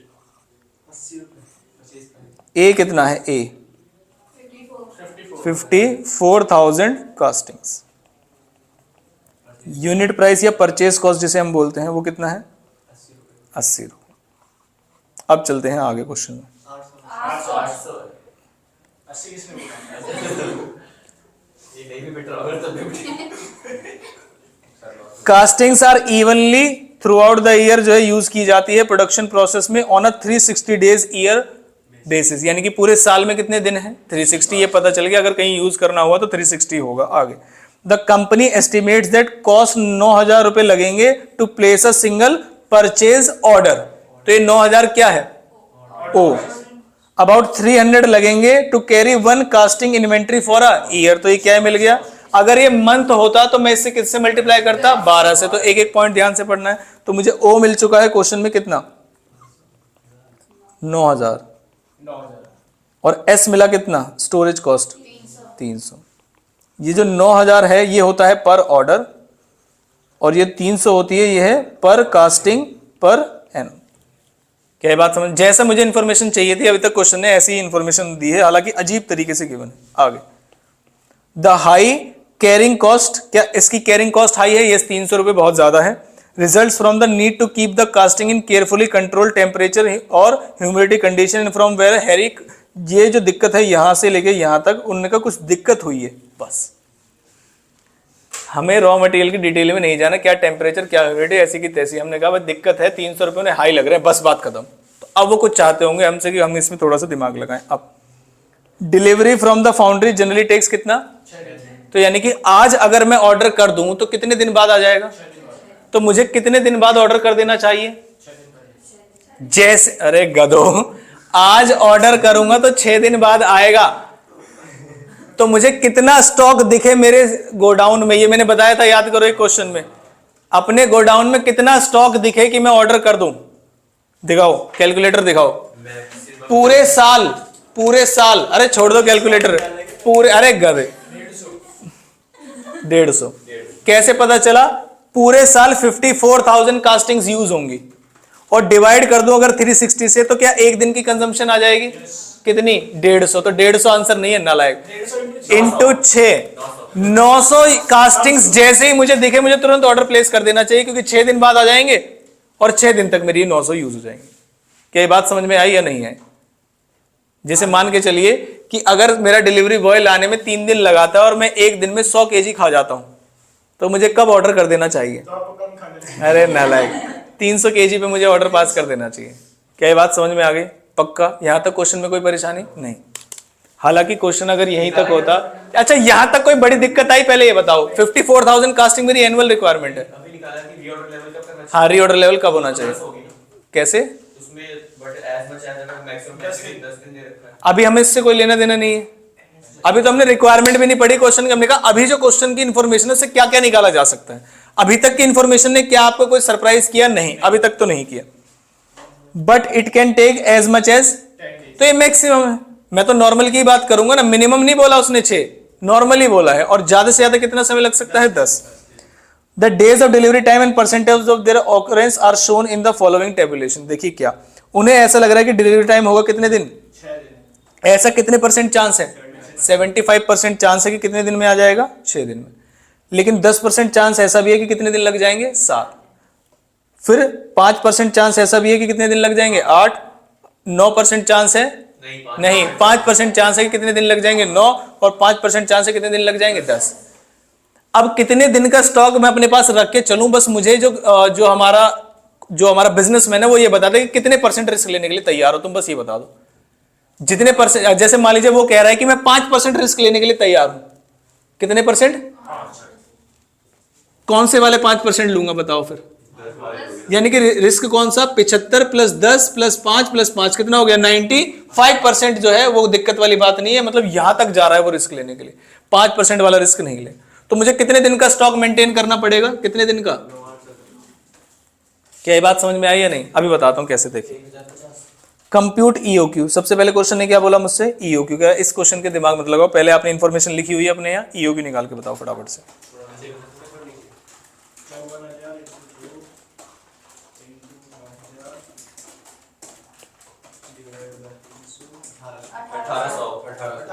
सबका यही आ रहा है। 2 को मल्टीप्लाई किया आपने किससे? 54,000 कास्टिंग से, फिर मल्टीप्लाई किया किससे? 9,000 से, फिर डिवाइड किससे किया? 300 से। ठीक है, पर कास्टिंग। हाँ, बताओ कितना? 1800 यूनिट्स या क्या? कास्टिंग। अब आते हैं क्वेश्चन में। क्वेश्चन ने कहा assume the company is willing to assume कितने परसेंट रिस्क, यानी कि 15% रिस्क लेने के लिए तैयार है। यानी कि 15% कहां से? वो यहां से इतना रिस्क ले रहे हैं वो, इसका मतलब उन्हें कितने दिन का स्टॉक मेंटेन करना पड़ेगा? 7 दिन का। पहले ये चीज समझ आ रही है या नहीं? देखो ये है रिस्क, उल्टा चल रहा है, 100% यहां पे आके होता है। वो 15% का रिस्क लेने के लिए तैयार है, इसका मतलब ये रिस्क भी और क्या ये बात समझ में आई? कितने दिन का स्टॉक मेंटेन करना पड़ेगा? 7 दिन का। बात खत्म। क्या ये बात समझ में आई? अब सुनो जरा ध्यान से, आगे भी क्वेश्चन पढ़ लेते हैं। What would be the safety stock और रीऑर्डर पॉइंट, दो चीज पूछी है उसने, जरा ध्यान से सुनिएगा। पॉइंट नंबर बी, पहले क्वेश्चन ने पूछा है क्या? Safety stock. सेफ्टी स्टॉक मुझे कितने दिन का मेंटेन करना पड़ेगा? 1 दिन का। कितने दिन का? 1 दिन का। कि नॉर्मली तो 6 दिन मेरा सामान आ जाता है। देखो रीऑर्डर पॉइंट निकालूंगा तो 6 दिन की कंजम्पशन प्लस 1 दिन की कंजम्पशन, 6 दिन तो नॉर्मली लग ही रहे हैं, एक्स्ट्रा कितने दिन लग रहे हैं? क्वेश्चन नहीं आया समझ भाई? 6 दिन मेरा सेफ्टी स्टॉक नहीं है, 6 दिन तो मेरा रीऑर्डर पॉइंट है। नहीं यही बात समझ में कि 6 दिन समय लगता है, तो 6 दिन का जैसे ही स्टॉक हो जाएगा मैं तुरंत ऑर्डर पास कर दूंगा। तो ये मेरा सेफ्टी स्टॉक थोड़ी है, तो मैं नॉर्मल कंज्यूम। उसने कहा रिस्क लेंगे 1 दिन और, तो सेफ्टी स्टॉक कितना मेंटेन करके चल रहा हूं? एक्स्ट्रा 1 दिन का। क्या ये बात समझ में आई? तो सेफ्टी स्टॉक कैसे निकालेंगे जरा देखिए। पहले निकालूंगा मैं सेफ्टी पीरियड। सेफ्टी पीरियड कितना है? 1 दिन। 6 - 7। अब देखो पूरे साल में मैंने की 54,000 कास्टिंग्स की रिक्वायरमेंट, जो कि चलेंगी कितने दिन?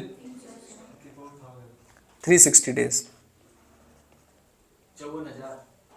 हाँ ये देख रहा था, 54,000 कास्टिंग्स मल्टीप्लाइड बाय, नॉर्मली 7 दिन वैसे नहीं लगने चाहिए, लगने कितने चाहिए? 6 दिन। तो क्या यही मेरा सेफ्टी स्टॉक होगा? 1 दिन का ही तो सेफ्टी स्टॉक है, कितना? 150। तो 150 कास्टिंग्स मेरा सेफ्टी स्टॉक है। पहले इस क्वेश्चन को समझिएगा। अब क्वेश्चन ने पूछा है कि बताओ अब तुम रीऑर्डर पॉइंट क्या होगा तुम्हारा? अब रीऑर्डर पॉइंट क्या होगा बताओ? 6 दिन की कंजम्पशन प्लस सेफ्टी स्टॉक 1050 पक्का। और ईओक्यू कितना था? 1800। तो टोटल कितना हो गया?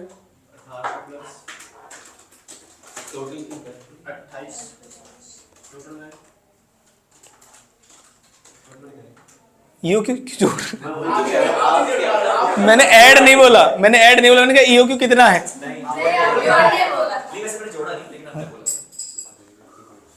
रीऑर्डर पीरियड कैसे निकालेंगे देखिए।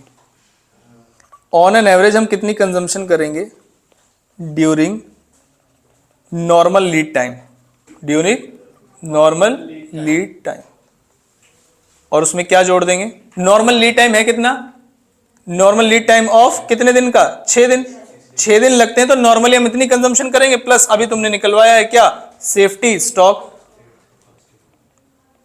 अब बताओ एवरेज कंजम्पशन कैसे पता चलेगा जरा ये बताइए। 54,000 कास्टिंग्स हैं, कितने दिन के लिए? कितने दिन के लिए? 360 इंटू 6 डेज। 100 कौन बोल रहा है? नालायक। प्लस सेफ्टी स्टॉक कितना है? 150। बताइए फटाफट से कितना आएगा? 1050, मैं यहीं पे लिख देता हूँ 1050। क्या ये क्वेश्चन समझ आया या नहीं आया? और उस दिन मैं क्या समझाना चाह रहा था आपको समझ में आया कि नॉर्मली 6 दिन लगते हैं। अब आगे क्वेश्चन पढ़ते हैं। अब ये वाले क्वेश्चन को बताऊंगा नहीं मैं, आप खुद बताएंगे। Assuming the company is willing to take कितने का रिस्क? 5% का रिस्क ले रहे होंगे तो कहां तक का स्टॉक मेंटेन करना पड़ेगा? 9 दिन का। कितने दिन का? जिसमें सेफ्टी स्टॉक कितने दिन को रिप्रेजेंट? 3 दिन। सेफ्टी स्टॉक कितने दिन को? 3 दिन को। और नॉर्मली 6 दिन। 450 कितना हुआ सेफ्टी स्टॉक? कैसे आया, समझ में आया? 3 दिन का निकालो, कैसे निकालोगे? 54,000 अगर 360 दिन में लगते हैं तो 3 दिन में कितने लगेंगे?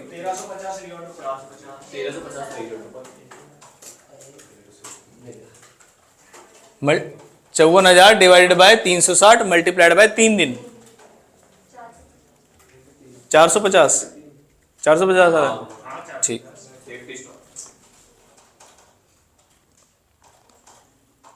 क्या सेफ्टी स्टॉक में और रीऑर्डर पॉइंट में क्या डिफरेंस है, समझ में आया? नॉर्मली जो हमारी एवरेज कंजम्पशन है उसमें सेफ्टी स्टॉक जब ऐड कर दोगे तो रीऑर्डर पॉइंट आ जाएगा। क्या ये बात समझ में आई? अब ये था पॉइंट नंबर सी। सबसे पहले क्या निकालो इसमें बताओ? Safety stock. और उसके लिए मेरे पास कितने दिन है? Safety period 3 days. अब 3 डेज का कैसे निकलेगा वो मुझे पता है। 54,000 कास्टिंग्स है कितने दिन के लिए? 360। और ये 3 दिन कैसे आया ये बताओ? कि नॉर्मली अब मैं मेंटेन करना चाहिए मुझे 9 दिन का, जो कि नॉर्मल टाइम लगता कितना है? 6 दिन। यहां से आया 3 दिन, कितना आएगा? 450 कास्टिंग्स। अब मुझे क्या निकालनी है? रीऑर्डर लेवल या पॉइंट। 6 दिन की कंजम्पशन ऑलरेडी पता है मुझे। यहां पर कितनी आई थी बताओ? यहां से आई थी कितनी? 900। तो 6 दिन का तो अभी भी लगेगा। 900 कास्टिंग्स प्लस 450 कास्टिंग्स कितना आ जाएगा? 1350। क्या यहां तक कोई भी परेशानी नहीं? ये अच्छा क्वेश्चन था, नया क्वेश्चन था। आगे assume 5% stock out risk, what would be the total cost of ordering carrying inventory for 1 year. यह क्वेश्चन ने थोड़ा सा फंसा दिया। क्या ऊपर मैं ऑलरेडी 5% निकाल चुका हूं, लेकिन उसमें उसकी 5% की रिक्वायरमेंट क्या थी? सेफ्टी स्टॉक निकालो और रीऑर्डर। अब कह रहा 5% अज्यूम करो स्टॉक आउट रिस्क का, और आप निकालो क्या? Total cost of ordering and carrying for 1 year. किस लेवल पे निकालना है ये नहीं बताया, तो किस लेवल पे निकाल दूं बताओ? भाई ये थोड़ी बताया किस लेवल पे निकालो, तो मैं किस लेवल पे निकालूंगा? ईओक्यू लेवल पे। क्या ईओक्यू लेवल पे ऑर्डरिंग और कैरिंग कॉस्ट निकालने का एक सिंगल फॉर्मूला भी है? याद करो, 2AS सबको मल्टीप्लाई कर दो। याद आया? हालांकि आप अलग अलग करना चाहते हो अलग अलग भी कर सकते हो, मुझे कोई दिक्कत नहीं, एक एक करके कर लो। चलो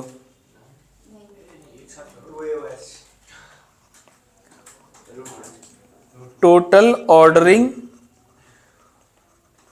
एंड कौन सी कॉस्ट? Storage cost. 2 तरीके से निकल सकती है।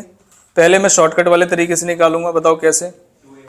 अंडर रूट कर दो किसको? अंडर रूट 2 इंटू ए इंटू ओ इंटू एस। बताइए जरा फटाफट से कितना कितना अमाउंट है ये? 2 इंटू ए कितना था? 54,000। ओ कितना था चेक कर लेते हैं, 9,000 और 300।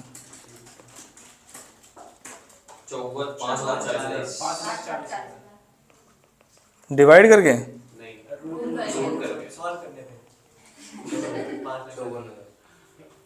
एक बच्चा कह रहा है 5,40,000।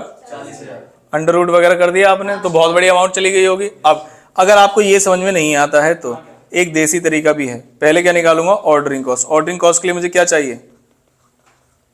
अरे बताओ नालायको, नंबर ऑफ ऑर्डर्स। क्या चाहिए? Number of order. वो कैसे निकलेंगे?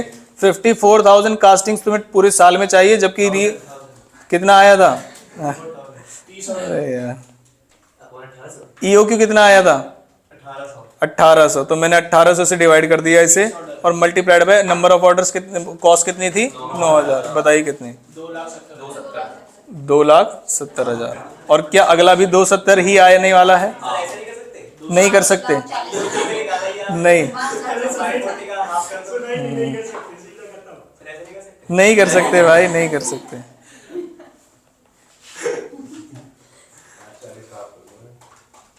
ये मेरा 4th क्वेश्चन सॉल्व हो गया है। यहां तक तो कोई दिक्कत नहीं थी, सब कुछ सही चल रहा था। ईओ की पॉइंट पे आएगा तो सर ऑर्डरिंग और स्टोरेज कॉस्ट का डिफरेंस होंगे ना? हाँ थोड़ा बहुत पड़ जाएगा, लेकिन ईओक्यू पॉइंट में ऐसा बहुत कम हुआ है, आपने पता नहीं अब तक ईओक्यू के 20 क्वेश्चन से तो ज़्यादा ही कर लिए होंगे, आज तक कभी आया पॉइंट में नहीं है, तो आएगा तो नहीं, अप्रोक्स मत करो, अब जो आ रहा है वही लिखो। सुनो, अब ये है क्वेश्चन नंबर 5। क्या यहाँ तक क्वेश्चन समझ में आ गए? 4th पॉइंट तक। अब आ जाते हैं question number 5। Refer to the original data. उसने कहा ओरिजिनल डाटा को ध्यान में रखो। Using the process reengineering the company reduces is cost of placing a purchase order only to. इसका मतलब जो पहले 900 हुआ करता था, अब वो कट के कितना हो जाएगा? नालायक को 9000 था, कितना था? 9000, अब कितना हो जाएगा? 600। मतलब चेंज हो गई इन्फॉर्मेशन, मतलब नया क्वेश्चन बन गया मेरे लिए। ये क्या बना मेरा? ओ। अब इन एडिशन टू उन्होंने एस्टिमेट चेंज किया, एफिशिएंसी वगैरह बढ़ाई, और कैरिंग कॉस्ट बढ़ के हो गई कितनी? 720। तो जो स्टोरेज कॉस्ट है जो पहले कितनी हुई करती थी? 300, अब वो कितनी हो जाएगी? अब स्टार्टिंग में ही बोला था उसने referring to the original data. Original data का मतलब ए कितना रहेगा? 54,000 की कास्टिंग, 300 आ गया EOQ। तो ईओक्यू कितना आ गया? 300 कास्टिंग्स, ये ईओक्यू आ गया। और उसने कहा how frequently the company should place the order. हाँ तो बताओ पहले नंबर ऑफ ऑर्डर्स बताओ कितने होंगे? 180 नंबर ऑफ ऑर्डर। अब हाउ फ्रीक्वेंटली का मैंने तरीका बताया था आपको, बताइए। क्या था? अरे नालायक, 54,000 कास्टिंग्स थी, एक बार में कितना लेके आ रहे थे? एक बार में कितना लेके आ रहे थे? 300। तो कितने ऑर्डर्स हो गए? 180 ऑर्डर्स। साल में दिन कितने? 360। तो फ्रीक्वेंसी क्या होगी ऑर्डर की? हर दूसरे दिन के बाद आपको ऑर्डर कर देना चाहिए। अरे नालायक को कितनी बार बता लो तुम्हें, तुम भूल जाओगे।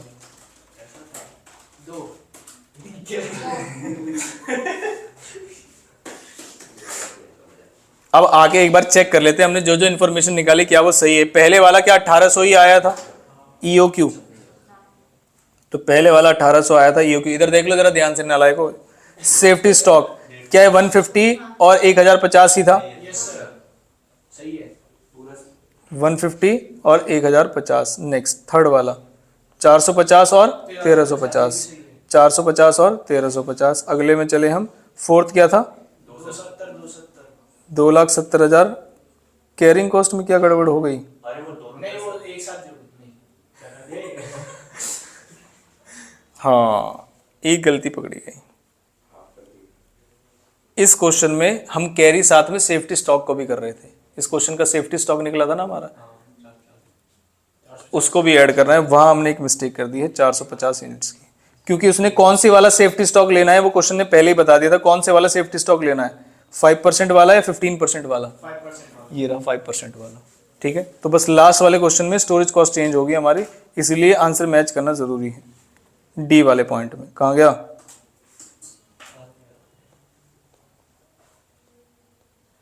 जी स्टोरेज कॉस्ट। जब हम स्टोरेज कॉस्ट निकाल लेते तो हमने 900 तो कर ही दिया था। इस 900 के साथ साथ हमें सेफ्टी स्टॉक भी तो मेंटेन करना है, उसका हमें हाफ नहीं करना है क्योंकि उसको हम यूज नहीं करते। इसका हम हाफ क्यों करते हैं? क्योंकि हम आधा इस्तेमाल करते हैं, आधा रखते हैं। तो कौन कितने हो गए? 450 कास्टिंग्स। अब मल्टीप्लाई कर दो इसको, 4,05,000। बस सेफ्टी स्टॉक की वजह से ही हमारा अमाउंट मैच नहीं हुआ, 4,05,000। और इसी के चक्कर में हमारा ये वाला फॉर्मूला यहाँ पर यूज नहीं हो सकता।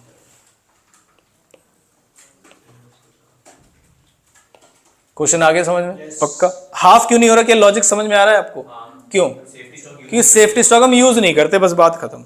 ठीक है, तो इंपॉर्टेंट पॉइंट था कौन सा? मल्टीप्लाई कर दिया क्या मैंने?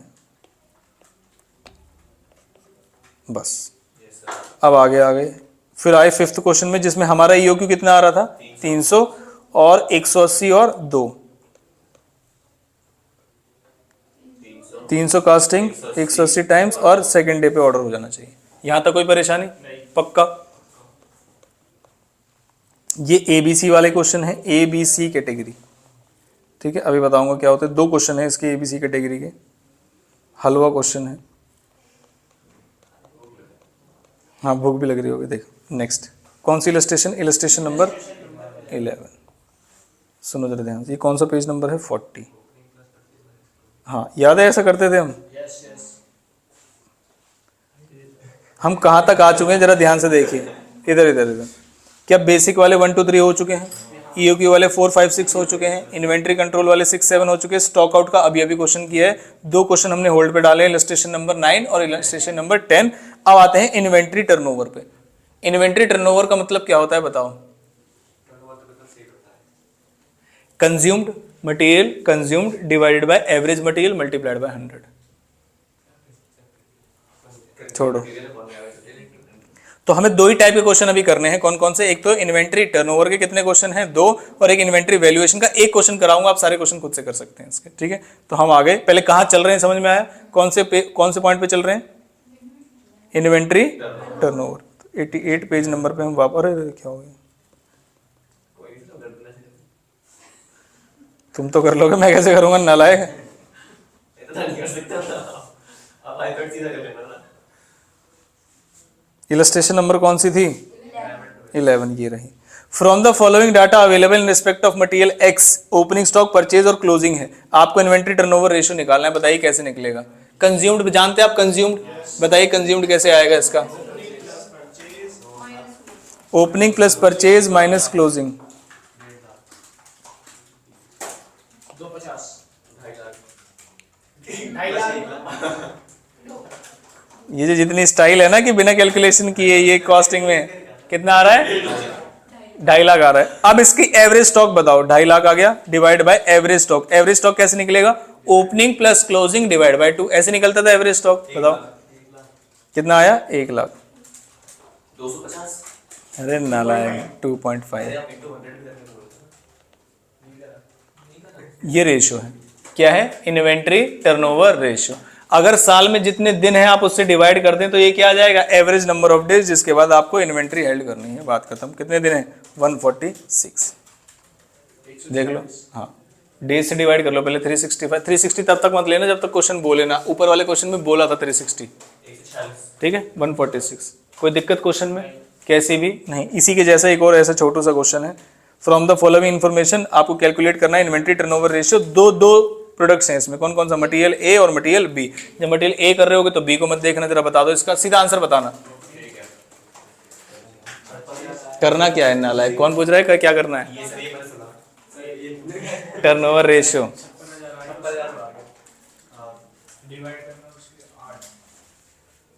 Opening plus purchase minus closing करो, कंज्यूम्ड निकालो। हाँ नहीं, उससे डिवाइड मत करना 360 वगैरह से, सीधा टर्नओवर रेशियो बताओ। Inventory turnover ratio 7। फिर बी का बताओ।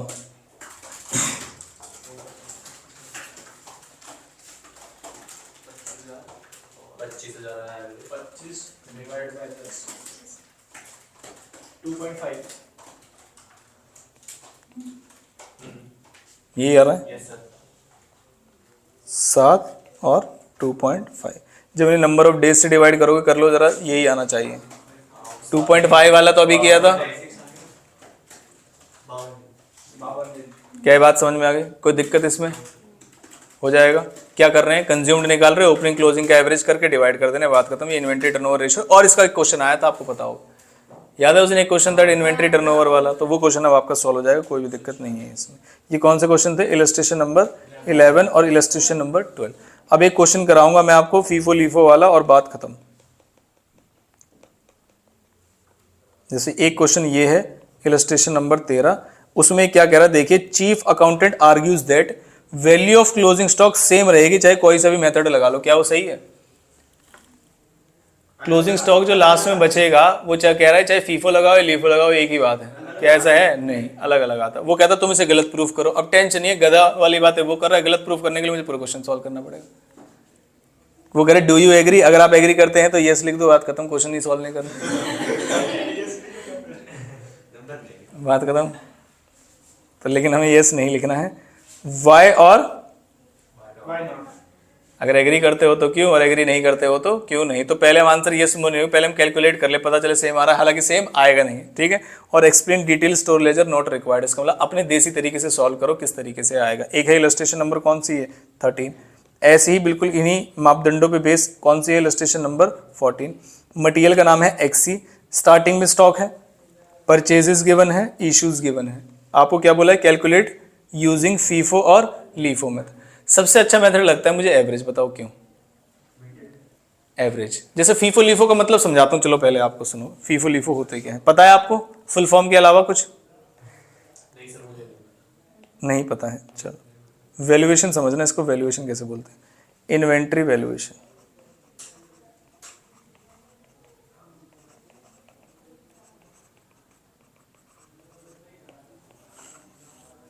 एक ऐसी इन्वेंट्री होती है जिससे कोई लेना देना नहीं, कौन सी पहले आई कौन सी बाद में। जैसे कि चीनी, अगर चीनी का कट्टा खाली होता जा रहा है और आप उसमें नई वाली चीनी ऐड कर दो तो क्या कोई लेना देना है ऊपर वाली कौन सी नीचे वाली? ग्राहक क्या कभी बोलेगा ऊपर वाली चीनी देना नीचे वाली चीनी? ऐसा नहीं होता। अगर चीनी की क्वालिटी सेम है तो आपको कभी परेशान नहीं करेगा। लेकिन जैसे ही आप समोसे लेने जाओ तो फीफो मेथड बनाओगे या लीफो मेथड? आप दुकानदार हो, आप दुकानदार हो तो आप क्या चाहोगे, जो पहले बना वो पहले बिक जाए या जो लेटेस्ट बना है वो पहले बिके? जो पहले बना है वो पहले बिक जाए, लेटेस्ट वाला तो बिक ही जाएगा। तो दुकानदार चाहेगा कौन सा लगे? लीफो। कौन सा लगे? LIFO. Last in first out नहीं, फीफो। हाँ हाँ करने बैठे बस क्लास में, फीफो। ये कढ़ाई है, ये क्या है बताओ? कढ़ाई। मैंने एक समोसे डाले इसके अंदर, ये समोसे निकले हैं। क्या निकले हैं? समोसे। अब समोसे एक निकले 10 बजे, कितने बजे? 10 बजे। तो ये ताजा समोसे हैं, 10 बजे निकले, 10 बजे अभी निकले हैं, अभी अभी। अब एग्जैक्ट टाइम क्या हो रहा है? 11:40। कितना हो रहा है? 11:40। फिर मैंने 11:40 पे एक और समोसे बना लिए, दूसरा समोसा, यही समोसा। अब अरे नाला, अब दुकानदार क्या बोलेगा बताओ? कौन से वाले समोसे में से दो जो ताजा बने हैं? यानी कि वो क्या चाहता है? दुकानदार नहीं, पहले कस्टमर। कस्टमर क्या चाहता है कि ताजा वाला पहले मिले। ये ताजा वाला पहले आया था या बाद में आया था? बाद में आया था। तो वो चाहता है लास्ट इन फर्स्ट आउट। वो क्या चाहता है? Last in first out. कौन चाहता है, दुकानदार या कस्टमर? कस्टमर। दुकानदार क्या चाहता है? First in first out. क्या ये बात समझ में आई? पक्का। ये तरीका बदल जाता है अगर मैं इसे दारू की बात कर लूं तो। जितनी पुरानी जितनी देखो देखो देखो देखो, रहा ही नहीं जा सकता नालायकों से। ठीक है, पूरी बात, हाँ हम समझ गए पूरी बात तुम्हारी, रहा नहीं गया ना तुमसे। हाँ बात सही कह रहा है। तो फीफो चाहते हैं वो, ये लीफो चाहते हैं? वो भी लीफो चाहेंगे। क्यों? क्योंकि जो लास्ट में आए वो पहले निकल जाए, क्योंकि जो पहले वाली है वो अपना और पुरानी होती रहे, कोई दिक्कत वाली बात नहीं है, अगर एक्सपायरी डेट वाला कोई इशू नहीं है तो बताओ फीफो वाले तो सारे दुकानदार चाहेंगे, फीफो वाले तो सारे दुकानदार, तो लीफो कौन चाहेगा?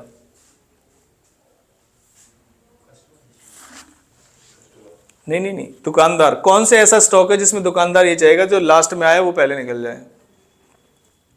ये नहीं क्या पड़ेगा? लास्ट में आए जो, एक्सपायरी डेट तो पहले वाले की जल्दी होगी ना।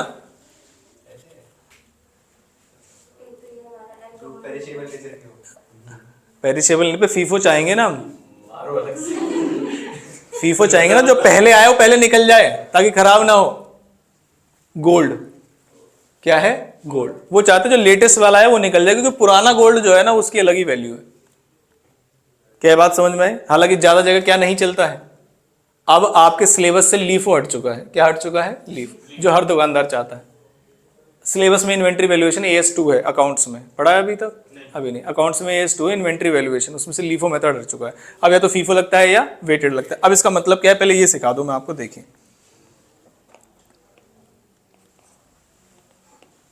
मैंने परचेज की है, एक एग्जांपल बिल्कुल छोटू सा एग्जांपल से सिखा रहा हूं।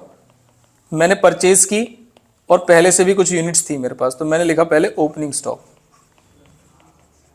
ओपनिंग स्टॉक था मेरे पास 100 यूनिट्स का, जो कि पुराने रेट पे था मेरे पास 10 रुपए। इस बार मैं परचेज करके लाया 50 यूनिट्स और जो इस बार वाली हैं वो महंगी है, एट द रेट 20 रुपए। फिर मैंने इशू कर दी 25 यूनिट्स, तो बचाओ मेरे पास कितनी यूनिट्स बची हैं? ये है क्लोजिंग स्टॉक। क्या है ये? Closing stock. इस क्लोजिंग स्टॉक में कितनी यूनिट्स बची हुई हैं बताइए? जैसे मान लीजिए मैं 25 ना हटा के मैंने लिखा मैंने 100 यूनिट्स इशू कर दी, तो बची कितनी है? 50 यूनिट्स। अब ये जो 50 यूनिट्स हैं किस रेट वाली बची होंगी, तो मैं पहले बता रहा हूं किसके हिसाब से। मान लीजिए पहले मैंने लिखा फीफो के हिसाब से। किसके? फीफो।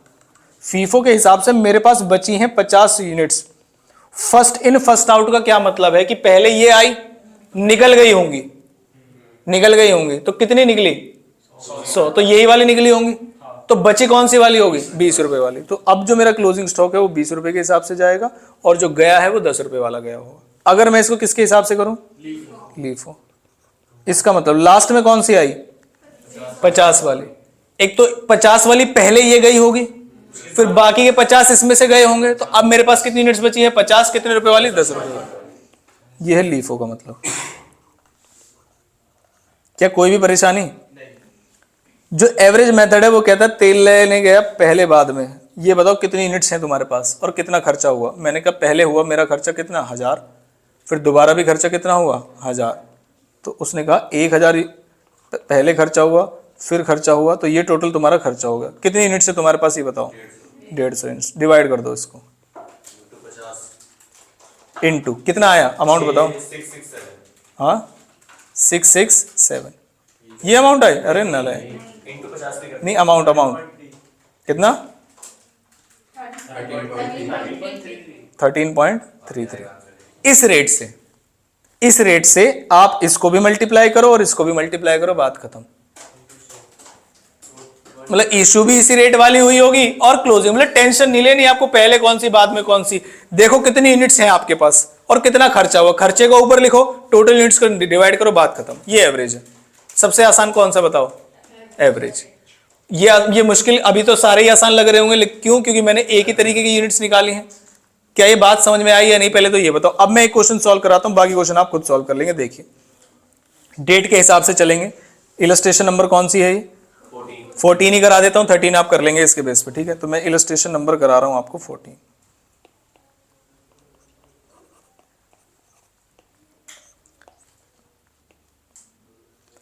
सबसे पहले मेरे पास होंगे पर्टिकुलर्स कि आप क्या बात कहना चाह रहे हैं, जिसमें मैं यूनिट्स वगैरह लिख दूंगा कि कितने यूनिट्स की बात हुई, फिर उसका क्या रेट है और फिर क्या अमाउंट है, ठीक है। अब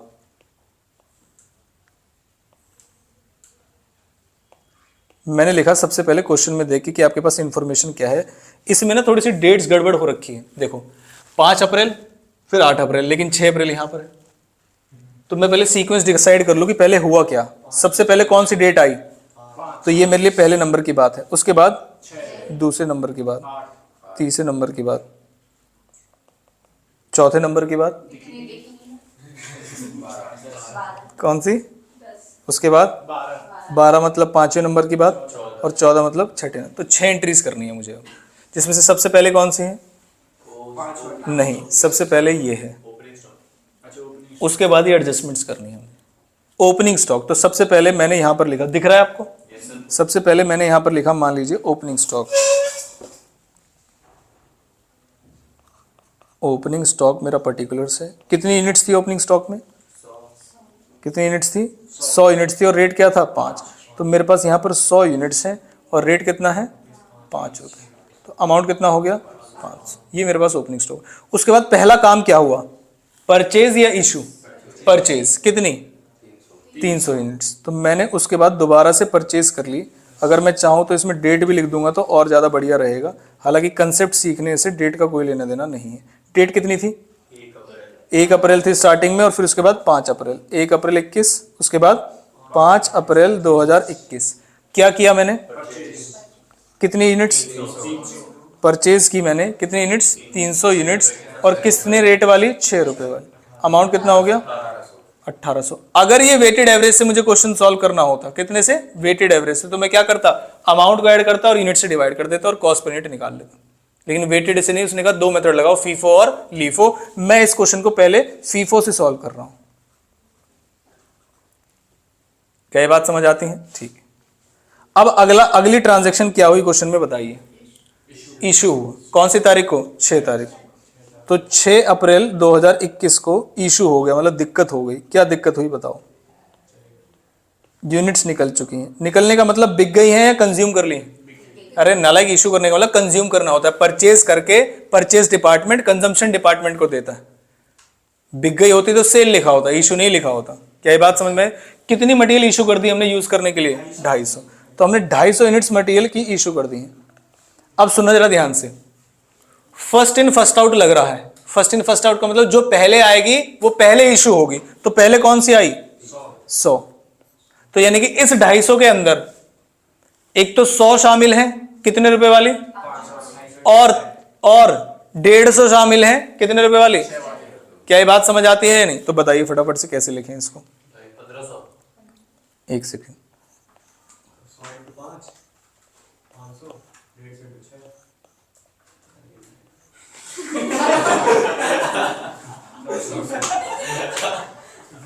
क्या कह रहा है? आपने नहीं सुना। 100 यूनिट्स है कितने रुपए वाली? 5 रुपए वाली। और बाकी की 150 यूनिट्स 6 रुपए वाले। तो मुझे बताओ बची किस में से होंगी?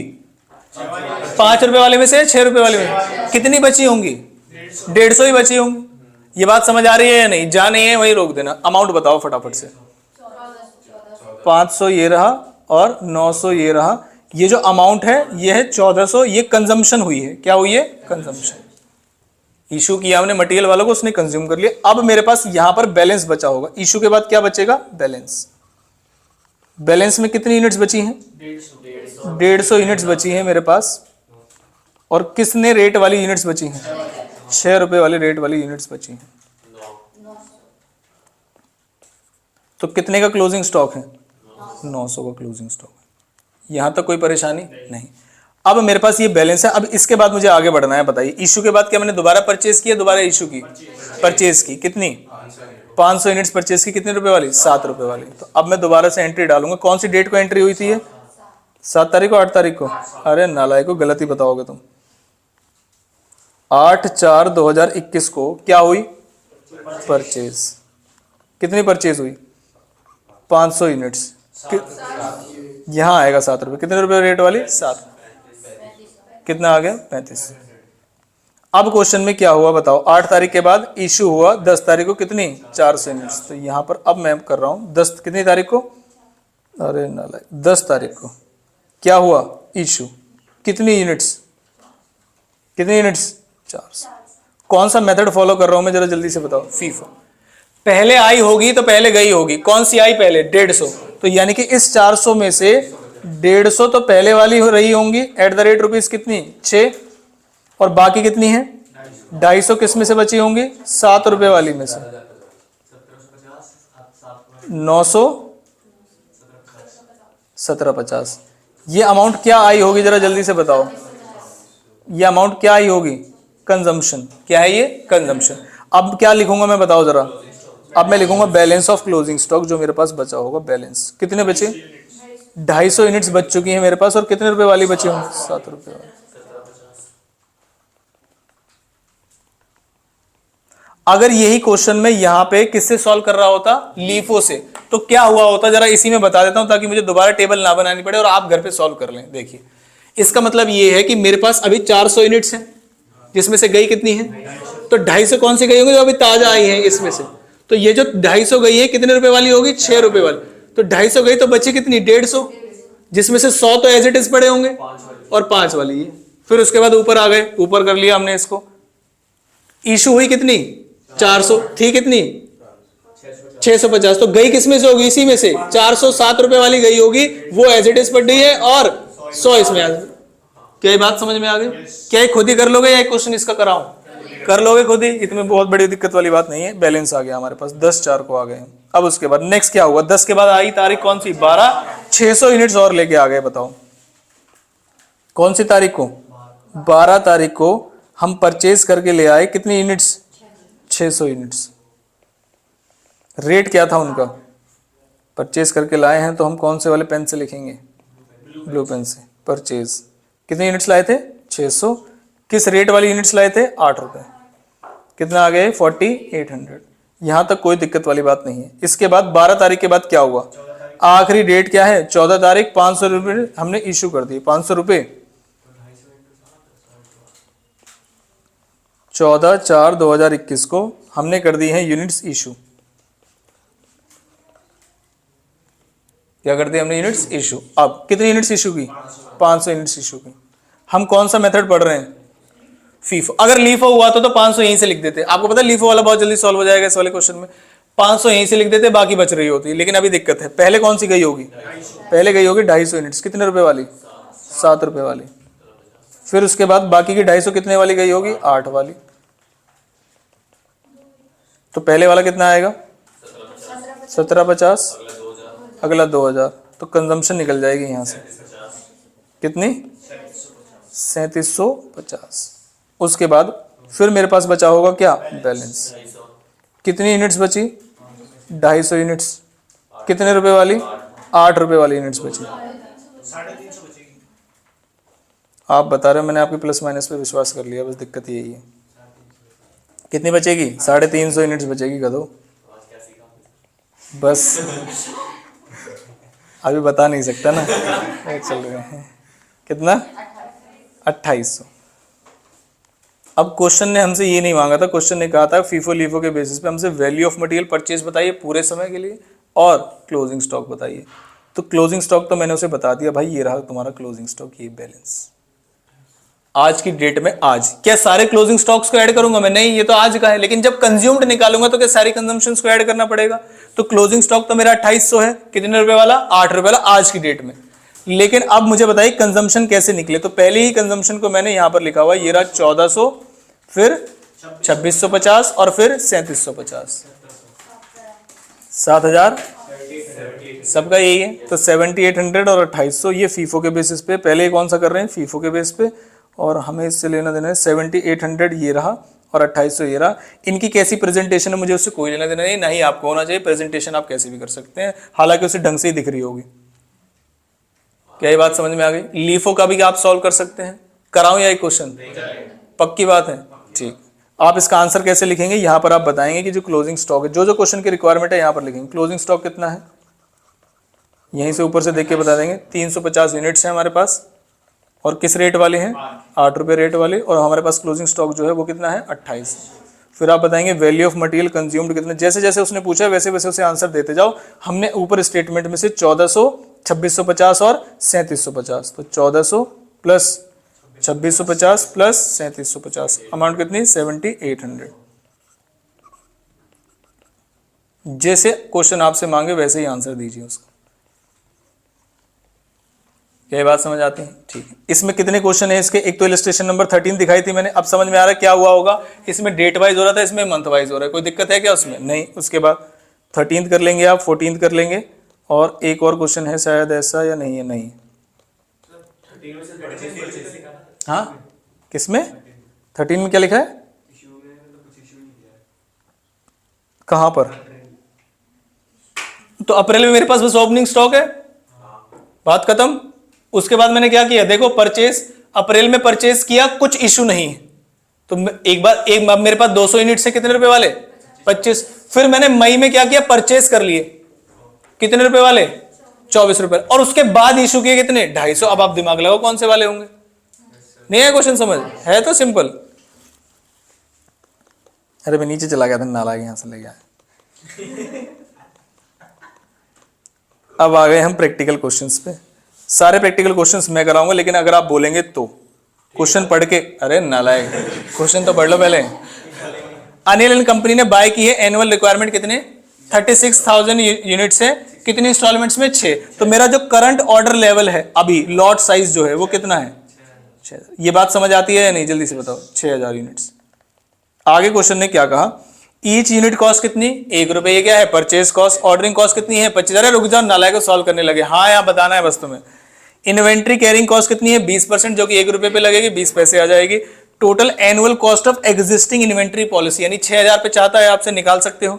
उसके बाद calculate how much money can be saved by EOQ, तो आप ईओक्यू निकालेंगे, उस पर टोटल कॉस्ट निकालेंगे और आंसर आ जाएगा। कराऊं या कर लोगे?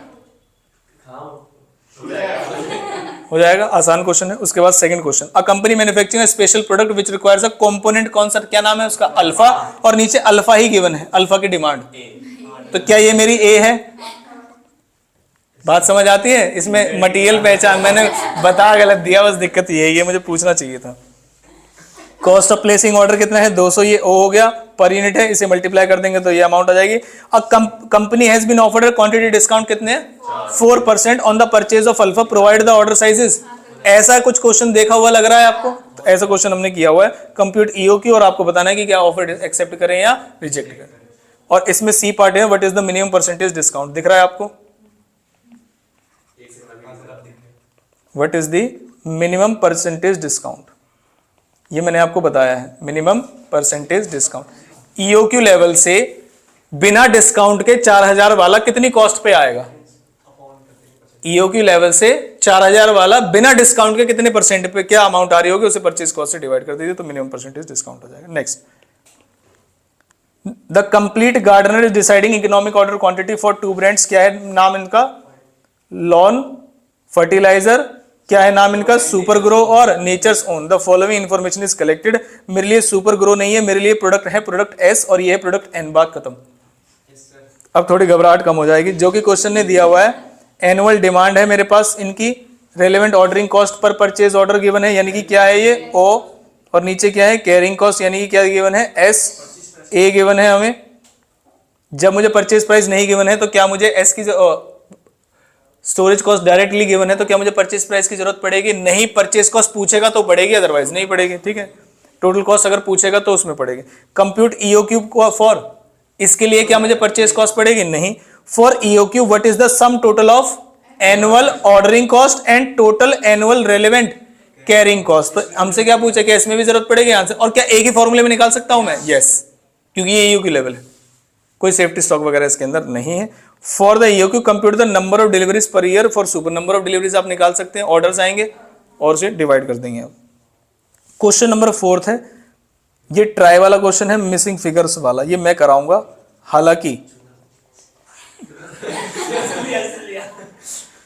ये मिसिंग वैल्यूज वाला क्वेश्चन है, इसमें आपकी एनालिटिकल स्किल इंप्रूव होगी कि अगर आपको ये चैप्टर और इसके फॉर्मूलेज आते हैं तो क्या आप मिसिंग वैल्यूज तक पहुंच सकते हैं। इसे मुझे कराने में कुछ भी दिक्कत नहीं है, लेकिन अगर आप अपनी एक बार स्किल लगा के देखें बिना आंसर देखे कि क्या हम वहां तक पहुंच पा रहे हैं, तो आपको समझ में आ जाएगा कि आपको फॉर्मूले की एप्लीकेशन आ गई। क्या ये बात समझ आई या नहीं? पक्का ट्राई करेंगे, इसको नहीं आएगा तो मैं कराऊंगा। उसके बाद क्या ऐसा क्वेश्चन हमने कर रखा है, लेस देन 500 वाले में कौन सी लेते हैं? 250। उसके बाद 500, 1000, 2000, 3000, ऐसा हमने कर रखा है question.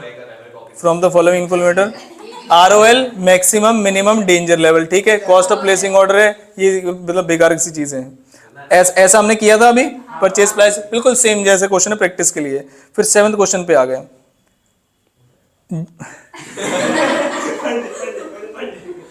Ji limited produces a product which has a monthly demand, बताओ ये फिनिश गुड्स है या रॉ मटेरियल? फिनिश गुड्स है। The product requires a component X जो कि परचेज करते हैं, बी सी परचेज कॉस्ट है। For every finish product 1 unit of component is required, मतलब 4000 कंपोनेंट ही आपका क्या है? 48,000। ठीक है, ये क्या है आपका? 48,000 कंपोनेंट्स ए आ जाएगा। ठीक है, the ordering cost is 120, holding cost 10% है। यू आर रिक्वायर्ड ईओक्यू निकालिए। मिनिमम लॉट साइज अगर 4000 है तो आपको बताना है क्या एक्स्ट्रा कॉस्ट होगी और what is the minimum carrying cost कंपनी has to income. Minimum carrying cost, तो जो carrying cost at EOQ level होती है वो मिनिमम होती है। ठीक है, फिर 8th क्वेश्चन को आप छोड़ दीजिएगा। देखो तो खुश हो रहा है बिल्कुल। इसको आप कर लेंगे बिल्कुल, फीफो लीफो मेथड वाला केस है और इसमें फीफो लीफो से नहीं, किससे निकालना है? इसमें तो और भी कोई दिक्कत नहीं, लेकिन complete the receipt and issue valuation adopting the, पहले फीफो फिर लीफो फिर एवरेज। लेकिन इसमें ट्रांजैक्शंस कम है, आप ये भी तो देखिए, 2 ट्रांजैक्शंस हैं तो आपका और पिक्चर क्लैरिटी हो जाएगी। हाँ, अरे नालायक, क्लैरिटी हो जाएगी एक बार आपको कि कैसे कैसे क्वेश्चन होगा। और यहाँ पर आपका मटेरियल का पूरा कंसेप्चुअल चैप्टर पूरा समाप्त। क्या ABC वाले मैं बताना नहीं चाहता, उसको आप कहोगे सर ऐसे क्वेश्चन अगर एग्जाम में आएंगे तो हम पेपर नहीं देंगे, फिर आप बोलोगे पेपर नहीं देंगे हम। नहीं, अब तो पेपर रुक जाओ। ABC कैटेगरी है, जैसे ऐसे काम मत करो। देखो 3 कैटेगरी है, A, B और C, बहुत बढ़िया सर, है ना? बहुत बढ़िया। ठीक सर। बताओ सबसे महंगी कैटेगरी कौन सी होगी? बताओ सबसे सस्ती कैटेगरी। जो सबसे महंगी कैटेगरी होती है उसकी क्वांटिटी सबसे कम होती है और जो सबसे सस्ती कैटेगरी होती है उसकी क्वांटिटी सबसे ज्यादा होती है, लेकिन पर प्राइस जो है वो कम होता है। अब इस क्वेश्चन में आपसे बताओ, ये पूछ रहा है कि इनमें से ABC पहचानो। ए है 4000 ये 4000 नालायक टोटल है। ये है नंबर ऑफ वेराइटी। ये क्या है? Number of variety. बताओ जरा फटाफट से। 15 B 110 और C 3875। नंबर ऑफ वेराइटी सबसे कम किसकी है? 15 वाले की। ये क्या है? B और ये क्या है? C। अगर आपको इससे नहीं समझ में आता तो आप इसकी वैल्यू देख लीजिए। ये रही वैल्यू। 15 वाले की वैल्यू कितनी है? 50। फिर B वाले की उससे कम और फिर उससे कम। ये ABC कैटेगरी। देखो कितने सुंदर तरीके से बताया इन्होंने। 15 नंबर वाले को हमने A में रखा है, 110 नंबर वाले को B में और इस नंबर वाले को C में। अब ऐसे क्वेश्चन में बताने जाता अब, हाँ हाँ वो मतलब बता दूंगा, पहले इंक्लूडिंग समझ में आया कि कैसे होगा ABC। अगर ये समझ में आया तो इसको देख के बताना जरा। अरे रुक जाओ नालायक, ABC बताओ। एक ही था क्या क्वेश्चन ABC का? हाँ ये रहा। अब इस क्वेश्चन में उसने कह दिया कि भाई साहब आप दिमाग लगाओ, देखो कितने कितने रेट वाले उनके पास हैं। 4 रुपए वाला भी है, 19 रुपए वाला भी है, 8 रुपए वाला भी है, 0 वाले भी हैं, 8 0 0 0 0। अब आपको एक रेंज सेट करनी है कि इतने से ऊपर वालों को A मानेंगे, इतने से नीचे वालों को B मानेंगे और इतने से नीचे वालों को C मानेंगे। जैसे आपको सबसे महंगा कौन सा दिख रहा है? 19 और उसके अलावा उसी के नीचे। तो क्या मैं A में इसको मान लू खाली? ठीक है। फिर मैं बनाऊंगा एक 5 से लेके 19 का। कितने से लेके? 5 से लेके 19। तो मुझे कौन कौन सी एंट्री मिलेगी? एक ये 3 4 एंट्रीज मिल गई। फिर 5 से नीचे वाली। अगर कोई 4 से ऊपर बनाएगा तो उसे एक एंट्री और मिल जाएगी। क्या ये बात समझो? ये आपकी मर्जी है, कैसे भी बना सकते हैं। समझ में आया? तो आसान है, मत भी करेंगे तब भी चल जाएगा। जब AC वाला चैप्टर कराऊंगा तब समझा दो। देखो तो खुश होते ना कराने। क्या ये चैप्टर समझ में आया? बताओ ये मटेरियल कैसा लगा आपको? चैप्टर बढ़िया था बेकार था?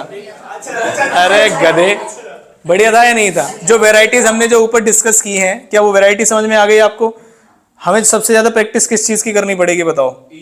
EOQ और EOQ के साथ डिस्काउंट और इन्वेंट्री कंट्रोल के फॉर्मूलेज हमें पता होने चाहिए। उसी की हमने मैक्सिमम 2-3 क्लास लगाई है मटेरियल में। अदरवाइज तो ये एक ही दिन में सारे खत्म हो गए। और आप ये नहीं बोलेंगे सर मजा नहीं आया, प्रैक्टिस नहीं हुई, या और कराओ क्वेश्चन। और कराऊं क्या क्वेश्चन? नहीं, जो मैं कराऊंगा भाई आपको तो करने ही पड़ेंगे। बात समझ में आ गई? चलिए, तो ये आप सॉल्व करेंगे। टेस्ट कब ले लें इसका? पहले ये PDF और एक और इसमें सॉल्व करा है वो PDF भेज दो, अब उनको कर लूंगा। टेस्ट कब लें? कल लो या परसों लो? जल्दी बताओ। सर मंडे को टेस्ट। कल ठीक है। आप बताओ, आपकी कन्वीनियंस पे रख सकता हूँ। अरे उसको बंद कर दो, टेस्ट की कोई दिक्कत वाली बात। हाँ टेस्ट देंगे, छोड़ दो। अरे छोड़ दो, देंगे।